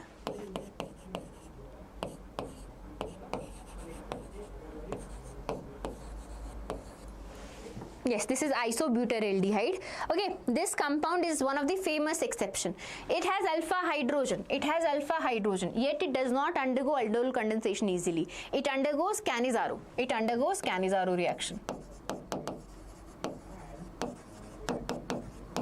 Okay, why Cannizzaro? Again, because of these two bulky CH3 groups. These two bulky CH3 groups, the reaction cannot happen, right? So if you are doing for aldol, we need to extract this proton, right? We need to extract this proton, alpha hydrogen, right?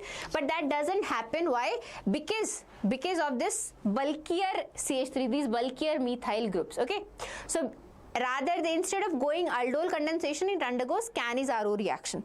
It undergoes Cannizzaro reaction. Okay, so we will get what do we get? Alcohol.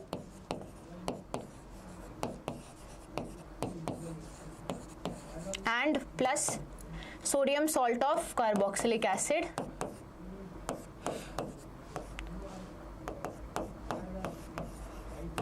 Sodium salt of carboxylic acid. This is one isobutyryldehyde, butyryldehyde, that is one exception.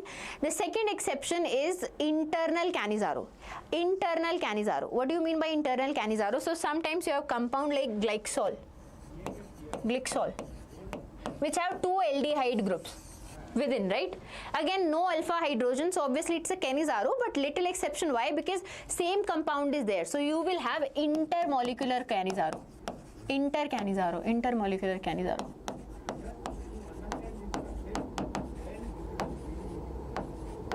Okay, intermolecular Cannizzaro. That means one will become alcohol, one aldehyde will become alcohol, one aldehyde will become carboxylic acid. Okay, so you can make it as CH2OH, COO, Na. If you treat it with concentrated NaOH, that is clear. These are your 2 exceptions. First one is your isobutyryldehyde. Why? Because of these two bulky, methyl groups. 2 bulky methyl groups.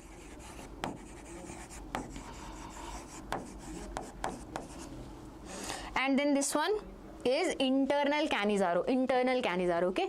Because this has 2 aldehyde groups, glyxol. The compound name is glyxol.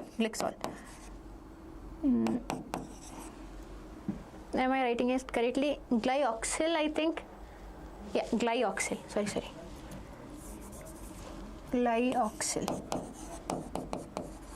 Okay. Any other doubt? My next class is on Monday, Kani. So all the best. Okay.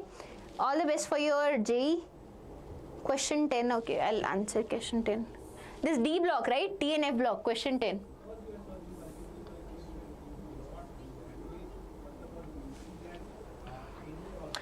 When a transition metal, I explained by an example. So whenever you have a metal that exists in its highest oxidation state, so how will it behave? Oxidizing agent, reducing agent, or whatever, what type of behavior will it show? Very easy. So when a transition metal is in its highest oxidation state, can you oxidize it further than that? No, you cannot, right? That is its highest oxidation state. What you can do? You can reduce it. What you can do? You can reduce it. What do you mean by reducing? Reducing means, ma'am, it will gain electrons. Addition of electrons means reduction. So when it is reducing itself, what it will do to the other substances? It will oxidizes them, right? If it is reducing itself, that means it will oxidize others. If it is reducing itself, that means it is adding electrons, that means it will oxidize other compounds. Okay, so it will act as an oxidizing agent. As you know, the oxidizing agents are compounds that oxidizes others and reduces itself. That is the basic definition. Okay, I hope that was all for you, right? Sriram, basic concept, I explained it using an example. +7 is the highest oxidation state of manganese. It cannot go beyond +7, +8, +9 is not possible. So what it will do, it will reduce it. Reduce it from what? So +7, it will gain electrons and become +2, +3, +4. Okay, so it will gain electrons. Gaining of electrons means it is reducing itself. If it is reducing itself, that means it oxidizes others. Reducing itself oxidizes others. Then that means it is acting as an oxidizing agent. Okay, thank you so much. Okay, thank you and all the best for your JEE. Whoever is writing, I think it's starting from 6th. Yes, it's starting from 6th. Okay. Thank you so much for the class, and I hope that guy was here who asked for the exceptions, girl or guy who was asked for the exception for the Canizaro. I told you the exceptions also at the end. Okay. Oh, high weightage chapters. Okay. You don't let me breathe, huh? Very nice. High weightage chapters. Okay, 10 chapters I can give you, which are your high weightage chapters. So let's start from solutions. Electrochemistry, coordination,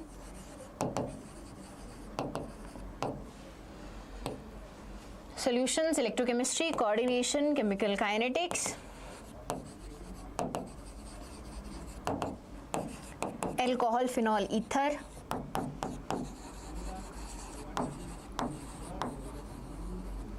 this is not a shortcut actually. If you're doing, prepare all the chapters obviously. This is just like, they're not like important. Important doesn't mean whole paper is coming from them. Okay, one more thing.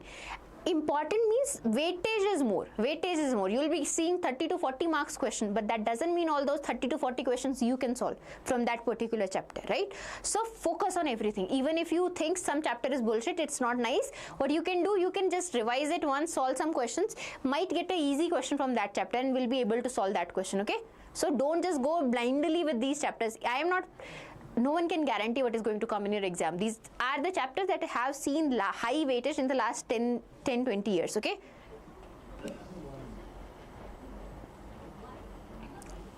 Nitu, what do you know, Kani? We are talking about manganese, we are not talking about osmium. Okay, if we talk about osmium, then obviously same question, phrase it. If a metal is in its highest oxidation state +8, will it behave as a reducing agent or an oxidizing agent? Think it like that. Okay. Okay, let me see. Aldehyde, ketones and carboxylic acid.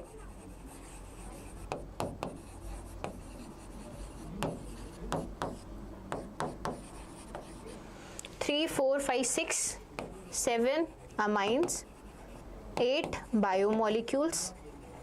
2 more chapters are left. Biomolecules, one thing, 9, 10 was equilibrium. In equilibrium, focus on chemical equilibrium.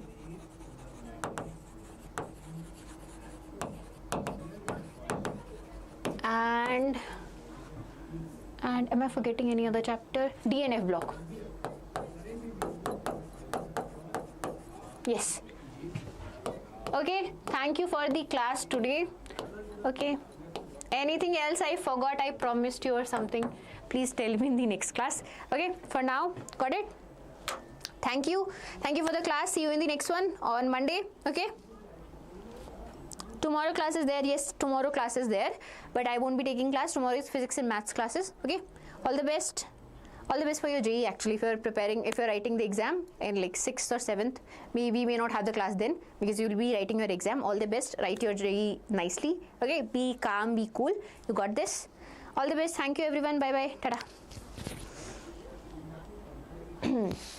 Do like this session though. Okay, do like this session if you have some time now. Bye.